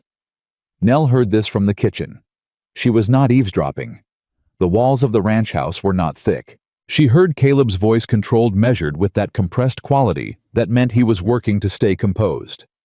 She heard Margaret Aldous's voice, precise and not unkind, but entirely firm, the voice of a woman who was accustomed to being taken seriously. She kept cooking. But she listened because this was information about the ranch, and the ranch was her concern. What she pieced together was this: Robert Aldous had owned a stake in Redstone Valley Ranch. When he died, that stake technically became part of his estate. Margaret, as his closest surviving relative, had an interest in it. There had been some agreement apparently, or some expectation of an agreement, that had not been formalized before Robert died, and what was and wasn't owed was a matter that was now legally murky enough to require either a settlement or a fight. Caleb came to the kitchen 20 minutes later. She could see it all over him. "How bad?" she said without turning from the stove. "I don't know yet," he said. "I need to find a lawyer." "Is her claim legitimate?" A pause. "Possibly," he said. "Robert and I had an understanding about what his share was worth and what would happen to it. But it wasn't we didn't put it in writing because we were partners, because I trusted him. And now she's claiming the understanding her brother described to her was different from my understanding," he said. "In her version, the amount owed is significantly larger." Nell turned from the stove and looked at him. "Significantly larger meaning?" "Meaning," he said carefully, "that if she's right, and if a court agrees with her, the debt it creates is large enough that—" He stopped. "That you'd have to sell," she said. He met her eyes. "Yes," he said. The silence in the kitchen was its own third presence. She thought about the conversation 2 weeks ago, about Franklin Holt and his investor group and Caleb's decision to keep the ranch. She thought about what it had taken to get him to that decision. "What do you know about what Robert told her?" she said. "Almost nothing," he said. "Robert and his sister were close. He wrote to her. I don't know what he said." "Do you have any of your own records? Your correspondence with Robert? Any written record of the actual understanding between you?" He was quiet. "I have letters," he said slowly. "Robert and I wrote to each other often. Even when we were both here, he'd leave notes. He had a habit of writing things down." She looked at him. "Then find the letters," she said. "You think it's in there. I think if a man wrote things down habitually, and if the understanding between you was what you say it was, then somewhere in 20 years of letters and notes, there is something that reflects the real arrangement." She held his gaze. "Find it. Tonight. Before this goes any further." He looked at her for a moment. Then he turned and walked to the back of the house. She heard him in what must have been his office, and then further back, what must have been a storage room. The particular sounds of a person going through boxes, through old papers, through the accumulated physical record of a life and a partnership. She served supper. She told Thomas when he asked where Caleb was that he was handling some business. She managed the kitchen and the men and the evening, and she kept a plate warm on the back of the stove without saying anything about it. He came back at 9:30. He was holding a letter. He set it on the table in front of her, and she read it. It was in Robert Aldous's handwriting, slanted quick, the writing of a man who thought fast, dated 4 years ago. It was a letter to Caleb, and it discussed the terms of their arrangement at length. It was clear, specific, and the number it named was substantially different from the one Margaret Aldous was claiming. She read it twice. "This is it," she said. "There are 3 more like it," he said. "Going back 8 years, all consistent." She looked up at him. "Then you have your answer," she said. "I need a lawyer to say so officially," he said. "But yes, I think yes." She stood up and got the plate from the back of the stove and set it in front of him. He looked at the food, looked at her. "You kept it warm," he said. "Of course I did," she said. He sat down. He picked up his fork. He set it back down. "Nell," he said. She looked at him. "I want to tell you something, and I want you to let me finish before you redirect me to practical matters," he said. She felt something shift in her chest. "All right," she said. "I have been running this ranch alone for 2 years," he said. "I told myself I preferred it that way. I told myself that needing someone was a vulnerability, that depending on a person meant giving them the ability to diminish you." He looked at his hands. "Graham Pike is what happens when you trust badly. I decided the answer to that was not to trust at all." He looked up. "And then you showed up at my gate," he said, "and I almost sent you away. And every day since then you have shown me something I—" He stopped. "You have shown me that the problem was never trust itself. The problem was that I didn't know what to look for." She was very still. "And what do you look for?" she said carefully. "Someone who looks at the real numbers," he said. "Someone who says true things even when they're hard. Someone who stays at the stove for 11 hours in a blizzard, because that's the thing that needs doing." He held her gaze. "Someone who tells me not to sell my ranch because she understands what it cost me to build it." She looked at him. The kitchen fire crackled. Outside the ranch was quiet. In the particular way it got quiet after a hard week. Men settled animals, settled everything in its place. "Caleb," she said. "I know," he said. "I know you'll tell me you're practical. I know you'll tell me not to make this something it isn't." He paused. "I'm asking you not to. Not tonight." She looked at him for a long time. She thought about the woman who had arrived at this gate 5 weeks ago with a recipe tin and $4.62. She thought about what that woman had told herself. She needed safety. Wages, a place to work. Nothing more complicated than that. She thought about how the heart was the most inconvenient organ in the human body, and how it had never once in her life asked her permission before it decided something. "I'm not going to tell you to make it something it isn't either," she said finally. He looked at her. "But I'm going to tell you," she said, "that I am someone who needs to stand on her own ground. Who needs to know that what I have here is mine earned, not given. You understand the difference?" "Yes," he said. "Better than most." "Then we understand each other," she said. She held out her hand across the table, not the way she had when they'd shaken on the kitchen accounts. Something different. Something that was an acknowledgement rather than a transaction. He looked at it. He took it. His hand was warm and steady around hers, and he held it for a moment longer than a handshake, and neither of them let go immediately, and the kitchen fire burned low and bright, and outside the Colorado night was cold and vast and full of stars. "Eat your supper," she said, "before it gets cold." He laughed, a real one. She felt it in the hand that was still holding hers. "Yes, ma'am," he said. She pulled her hand back. She stood up. She went to the stove. And behind her, she heard him pick up his fork, and she heard the quiet sounds of the kitchen in the evening, and she let herself feel just for this moment the full and complicated weight of something that had started in the mud outside a gate and had grown without her permission into something she hadn't known she was looking for. She wasn't done being careful. She wasn't done being the person who kept her feet under her and her eyes open, but she was, for the first time in a very long time, exactly where she was supposed to be. The lawyer arrived from Denver on a Wednesday. His name was Samuel Pratt, and Caleb had written to him the morning after finding Robert's letters. Pratt was a small, precise man who carried a leather case and spoke in careful sentences that never wasted a word, and Nell liked him immediately for that. She served him coffee when he arrived, and he thanked her with the particular courtesy of a man who actually noticed the people who served him, which was rarer than it should have been. He sat with Caleb in the front office for 2 hours. Nell did not listen at the wall this time. She had her work, and she did it, and she trusted that Caleb would tell her what she needed to know. He came to the kitchen when Pratt left. She looked at his face before he said a word. "It's good news," she said. "It's good news," he confirmed. He sat down. "The letters are clear enough that Pratt believes any reasonable court would side with my account of the arrangement. He's going to write to Margaret Aldis's lawyer this week and lay it out." He paused. "He thinks she'll settle. He thinks she may not have known her brother's actual terms. That what she was claiming was what she believed Robert had told her, not what he actually arranged." Nell thought about that. "Then she wasn't lying," she said.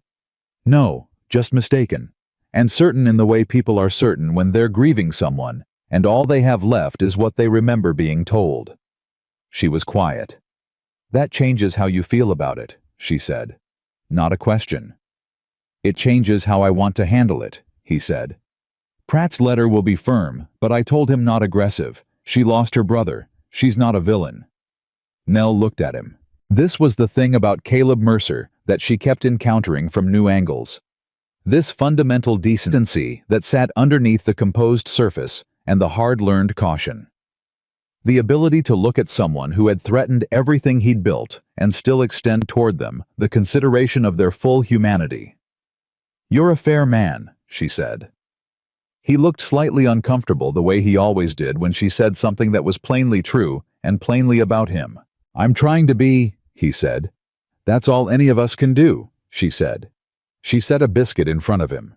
He ate it without comment, which was its own kind of commentary, because in 5 weeks she had learned that Caleb Mercer only ate without speaking when something was taking up too much space in him for food to compete. "What else?" she said. He looked up. "I want to talk about the ranch," he said. "About going forward. About what we're actually building here." She pulled out the chair across from him and sat.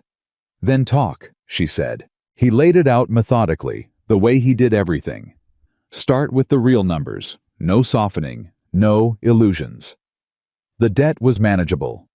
The storm damage was significant, but not catastrophic. The cattle losses from the cut fence were recoverable by spring. The supply situation, which she had reorganized and was now running efficiently, had already saved him more money in 6 weeks than Graham Pike had stolen in 6 months. That last part she hadn't known. She looked at him when he said it. "I went back through the full 2 years of records," he said. "After Pratt helped me understand the accounting side. The savings from your management, the waste reduction, the better supplier negotiations, the inventory control." He paused. "You've been paying for yourself several times over." "I was doing my job," she said. "You were doing far more than your job," he said. "Which is why I want to—" He stopped, restarted. "I want to offer you a formal role, not just cook, not just supply manager, something." He stopped again. She watched him search for the word. "Partner," he said finally. The word landed in the kitchen like something with weight. She looked at him. "That's a significant word," she said. "I mean it significantly," he said. He was watching her carefully. I'm not asking you to, this isn't about—" He stopped, and she saw him make himself be clear. "I mean a business arrangement, a genuine partnership, your name on the management of this ranch, authority over the household operations, the supply chain, the welfare of the men, real authority documented, not dependent on my goodwill." "And if someday your goodwill changes," she said, "then you'd have legal standing," he said. "You'd have something that's yours regardless." She understood what he was doing. He was giving her the thing she had said she needed, ground that was hers, earned not given. He had heard her. He had thought about it carefully and come back with something concrete. She looked at the table. She thought about the woman who had walked into this ranch with nothing, who had been told she had no place here, who had rebuilt this kitchen and rebuilt the spirit of the men in it, and found a theft and managed a crisis, and held the center of everything through a blizzard, and not once been given anything she hadn't first proven she deserved. She thought about what it meant to say yes to this. "I need to think about it," she said. "I know," he said. He wasn't disappointed. He'd expected it. Take whatever time you need. She nodded. She went back to the stove. But her hands moving through the familiar motions were not entirely steady, and she was glad she was facing away from him. She thought about it for 3 days. She thought about it the way she thought about the most serious things, not constantly, but in the way it moved in and out of her attention. The way important questions do surfacing, when her hands were busy with something routine, retreating when she needed full focus surfacing again. Thomas Reed was the one she talked to. She hadn't planned it that way. It happened because he came into the kitchen on the second evening and found her standing at the counter, staring at nothing. With a bowl of batter she'd forgotten she was holding, and he said very carefully, "Miss Whitaker, are you all right?" And she said, "Thomas, what do you think of this ranch?" He blinked. "What do I think of it?" he said. "As a place to be. As a place that could be worth building." Howe was quiet for a moment, thinking about it with the seriousness he brought to things. 6 weeks ago, he said, I thought it was just a job, a place I was passing through until something better turned up. He looked at the kitchen. Now. He stopped. I wrote to my cousin in Missouri last week. Told him I thought I'd found a place worth staying. She looked at him. What changed? She said.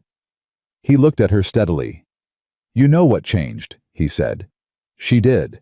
On the third day, she went to Caleb's office. She knocked. She came in. She closed the door behind her. He was at his desk, and he looked up, and he read her face, and he set down his pen. I have conditions, she said.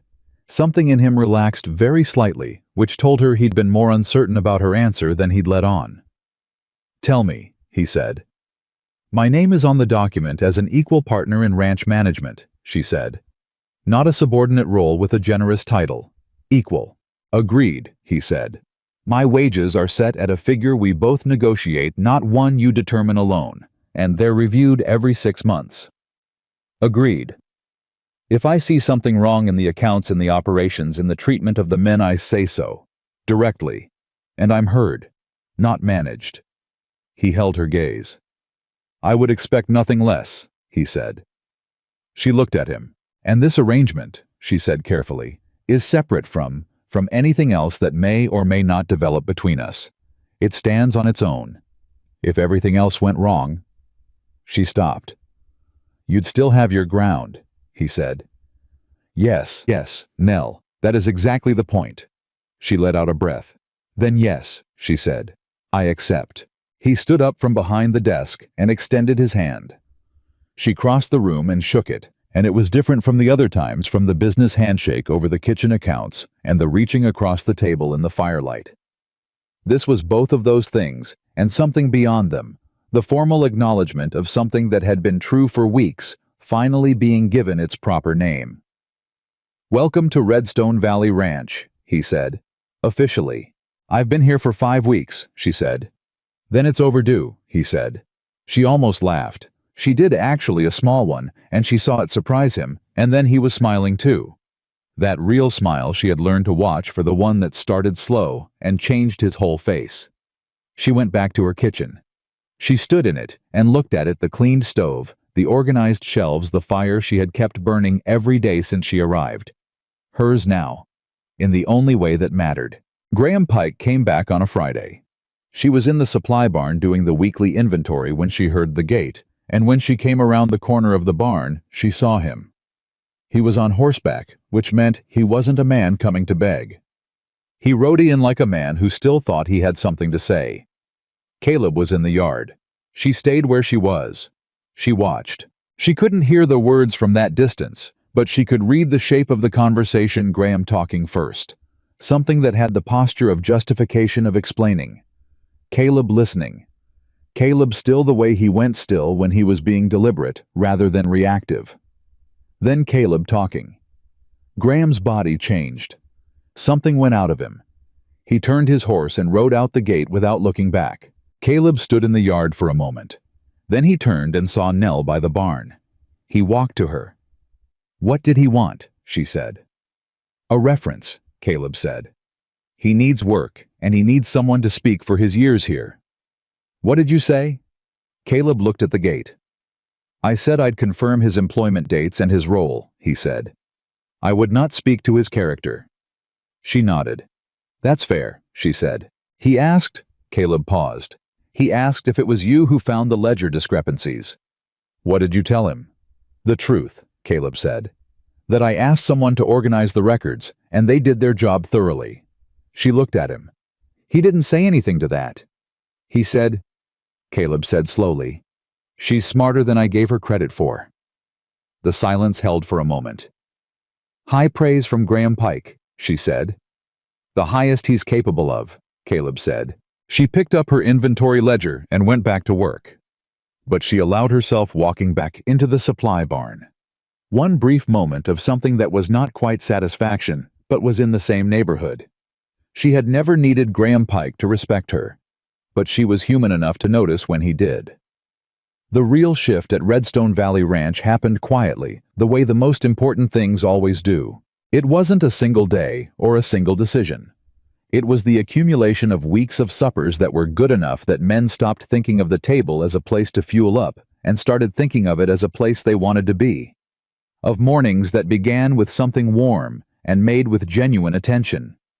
Of a kitchen that had become, in the way Nell had told Caleb, it could become the actual center of the ranch. Pete Hollis's knee was seen by a doctor who came through Hartfield in November. The diagnosis was what she had suspected, damage that had been made significantly worse by months of overcompensation. The doctor gave him a course of treatment and a list of things to avoid, and Caleb, without being asked, reorganized Pete's work assignment around both. Pete said nothing about it to Caleb directly, but he came to the kitchen the evening after it happened, and he sat down at the table and he said to Nell, "Thank you for not letting it go. You're a good man and a good worker," she said. "Losing you would have cost this ranch more than the doctor did."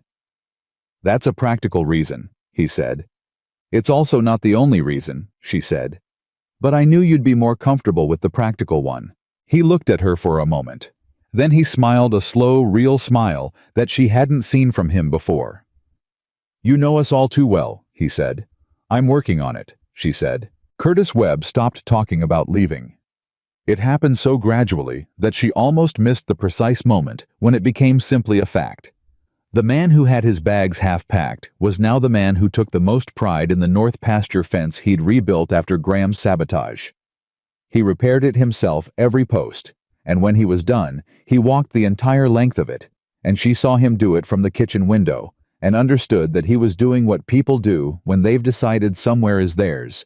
He was walking the boundary of it. Thomas Reed was a different story, and a better one. Caleb gave him more responsibility in November, not dramatically, not with a speech, just by beginning to include him in decisions about the younger horses, which Thomas had a particular gift for. Thomas came to breakfast one morning with something different in his face, and it took her most of the day to identify what it was. He looked like someone who'd been seen, not noticed. Seen. The particular thing that happens when another person looks at what you're capable of and responds to what's actually there rather than what you appear to be on the surface. She understood that feeling. She was living in it. The first real snowfall of the season came in late November, soft and early, and the ranch woke up white and quiet.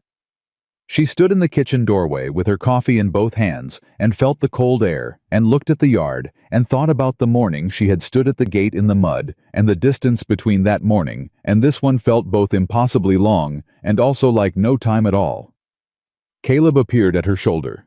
She hadn't heard him come up behind her. "You're going to let all the warm air out," he said. "I'm looking at something," she said. He looked at the yard, at the snow. "What are you looking at?" he said. She thought about it. "The distance," she said, "between where I was and where I am." He was quiet beside her. "And," he said. "And it's further than I thought," she said. In the best possible way. He reached past her and closed the kitchen door, which required him to stand very close behind her for a moment, and she was aware of that closeness. The way you're aware of something warm when you've been cold for a long time. "Come inside," he said. "It's cold." She came inside. And the twist that she had not seen coming arrived on a Tuesday afternoon in December, and it came in the form of a letter. She was at the kitchen table going over the supply accounts when the ranch hand who'd ridden to Hartfield for the weekly mail run dropped the post on the counter. She sorted through it without looking carefully. Caleb's correspondence, which she'd hand to him at supper, a delivery confirmation she'd been expecting, and then a letter addressed to her. The handwriting was familiar in the way that something you've spent years trying to forget is still familiar. A name in the return address she had not seen written down in 3 years. Her hands stopped. She set the letter on the table. She looked at it for a long time. Then she picked it up and opened it. It was from the family in Denver. The family who had dismissed her without wages and called her a thief and told her to leave the city. Specifically, it was from the wife Catherine Beaumont, and it was 3 pages long, and Nell read every word twice. The summary of it was this: Catherine Beaumont's husband had confessed. Not to everything, not in the detail that Nell would have wanted, but enough. He had admitted that the accusation against Nell had been false, that he had pressured Catherine to dismiss Nell to protect himself, that Nell had done nothing wrong. Catherine was writing to say she was sorry. She was also writing to say that she had told her husband's business associates the truth, and that her husband's reputation in Denver was now significantly diminished, and that she thought Nell should know. Nell sat at the table with the letter in her hands. She thought about the woman who had walked out of the Beaumont household with nothing, who had been unable to defend herself because she had no one to stand beside her, who had walked 11 miles in worn-out boots to a gate that was closed in her face because there was nowhere else to go. She thought about what an apology was worth. She thought about what it cost someone to write one. She folded the letter carefully. She put it in her apron pocket. Then she went back to the supply accounts. That evening after supper, when the kitchen was quiet and Caleb was at the table with his coffee, she took the letter out and put it in front of him. "Read this," she said, "if you want to." He read it. He was quiet for a long time. "The family in Denver," he said. "Yes. This is why you couldn't stay there," he said. "Why you couldn't get another position." "Yes." He put the letter down. "Nell," he said. "It's done," she said. "It was done before I came here. I'm not—" She stopped. "I don't need you to be angry on my behalf." "I am anyway," he said, very quietly. She looked at him. "I know," she said. "What will you do with it?" he said. She thought about it. "Nothing," she said. "I don't need to do anything with it. She wrote it. He confessed it. The truth is known to the people it matters to." She looked at the letter on the table. "I spent 3 years carrying the weight of a lie someone told about me. I'm not carrying it anymore." Caleb reached across the table and picked up the letter and handed it back to her. "You never should have had to carry it in the first place," he said. She took the letter. She looked at it one more time. Then she stood up and walked to the stove and opened the fire door and put the letter in. She watched it burn. "There," she said. Behind her she heard Caleb exhale a slow, deliberate breath, like he'd been holding something on her behalf and was now releasing it. "Come sit down," he said. She sat down. "I want to tell you something," he said. "And unlike last time, I'm not asking you to not redirect me to practical matters." She looked at him. "All right," she said. "I have been thinking," he said carefully, "about what kind of man I want to be. Not what kind of rancher. Not what kind of businessman. What kind of man." He held her gaze. "I want to be the kind of man who is worthy of the trust of the people around him. I want to be the kind of man who looks closely enough to see what's actually there." He paused. "I have spent 2 years learning the hard way what it looks like when someone is not those things. And I've spent 6 weeks learning every day what it looks like when someone is." She was very still.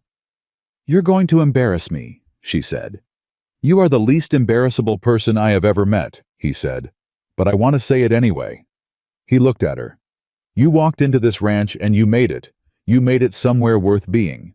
For 23 men who had stopped believing that. For me." He stopped. "You did that, not the biscuits. You." She looked at the table. "The biscuits helped," she said. He laughed. "A full one, not the compressed version." "Yes," he said.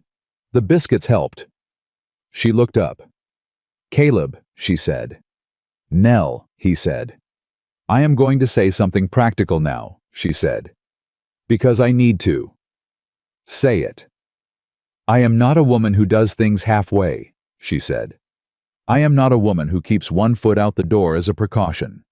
When I commit to something, a kitchen, a ranch, a person, I commit entirely." She held his gaze. "So if you are going to tell me something, I need you to be sure of it. Not hopeful. Sure." He looked at her for a long moment. "I am sure," he said. She believed him. She believed him because she had learned in 6 weeks what Caleb Mercer's certainty looked like versus his uncertainty, and this was the former. "Then we understand each other," she said. "We've understood each other for a while," he said. "I know," she said. "I was just waiting for the words to catch up." He reached across the table. She put her hand in his, and there it was. Not a dramatic thing, not a declaration in front of witnesses, or a scene that would be talked about. Just two people sitting at a kitchen table with the fire going. Their hands together, having arrived by different roads, through different kinds of hardship, at the same place, at the same time. The months that followed were the hardest work of Nell Whitaker's life, and also the best. Spring came to Redstone Valley Ranch like a reprieve. The cattle that had been lost were partially recovered, 4 of the 6 found on neighboring rangeland, which was its own small miracle. The supply operation running under Nell's full authority had cut costs by a figure that made Samuel Pratt whistle when he reviewed the accounts in March. The debt from the Graham Pike years was on a payment schedule that was aggressive but achievable. Margaret Aldous settled in February. The settlement was, as Pratt had predicted, substantially less than her initial claim, close to the number Robert's letters established. Caleb paid it without complaint. He wrote Margaret a personal letter alongside the formal documents, and Nell read it before he sent it and said, "This is good," and meant it fully. Margaret wrote back, brief, formal, but not unkind. It was not reconciliation. But it was the absence of enmity, which was its own kind of peace. Thomas Reed turned 18 in March, and Caleb gave him a small wage increase, and a formal title, and the responsibility of the remuda. The ranch's horses, and Thomas received it with the particular solemnity of someone who understands the weight of being trusted. He came to the kitchen afterward. He sat down across from Nell. "I want to tell you something," he said. "Tell me," she said. "When I came here," he said, "I was going to leave. I told you that. I had my things half packed." "I remember. And the reason I stayed, I know I said it was the biscuits, but that wasn't really—" He stopped. "It was that you looked at me, like you expected something from me. Not in a demanding way. More like you could see something that I hadn't shown anyone yet." He looked at his hands. "I'd never had anyone look at me like that before." She was quiet. "Your mother looked at you like that," she said. He shook his head. "My mother died when I was 12. She hadn't known that." "Then I'm sorry it took until now," she said, "for someone to look at you that way." He didn't cry. He was 18 and too proud for that. But his jaw worked for a moment, and she looked back down at what she was doing and gave him the privacy of that. "Thank you, Miss Whitaker," he said. "Nell," she said. He looked up. "You can call me Nell," she said. "You've earned it." He nodded. He stood up. At the door he turned back. "Miss Nell," he said. "Are you happy here?" She looked around the kitchen. At the organized shelves, the good stove, the fire she kept burning every morning before the sun came up. At the recipe tin that sat on the shelf above the prep table, the place she had put it on her first day and had not moved it since. She thought about the gate, about the mud, about standing up when she hadn't been sure she could. She thought about Caleb's hand across the table, about the letter she had burned, about Thomas's face when Caleb gave him the horses. She thought about her mother's handwriting on a faded index card and the note at the bottom that said, "Always make more than you think you need. There is always someone hungrier than you expect." "Yes," she said, and she meant it without reservation, without the fine print of mostly, or getting there, or in some ways. She meant it the way she had learned to mean things completely, with her eyes open, knowing exactly what it had cost, and deciding it was worth every penny. Thomas Reed nodded once satisfied and walked out. She turned back to the stove. Outside the spring was coming. She could feel it in the air that came through the window, that particular quality of Colorado air in late March when the worst is over and the world is deciding to try again. Caleb appeared in the kitchen doorway. She didn't turn around. She knew his footsteps. Thomas looked pleased, he said.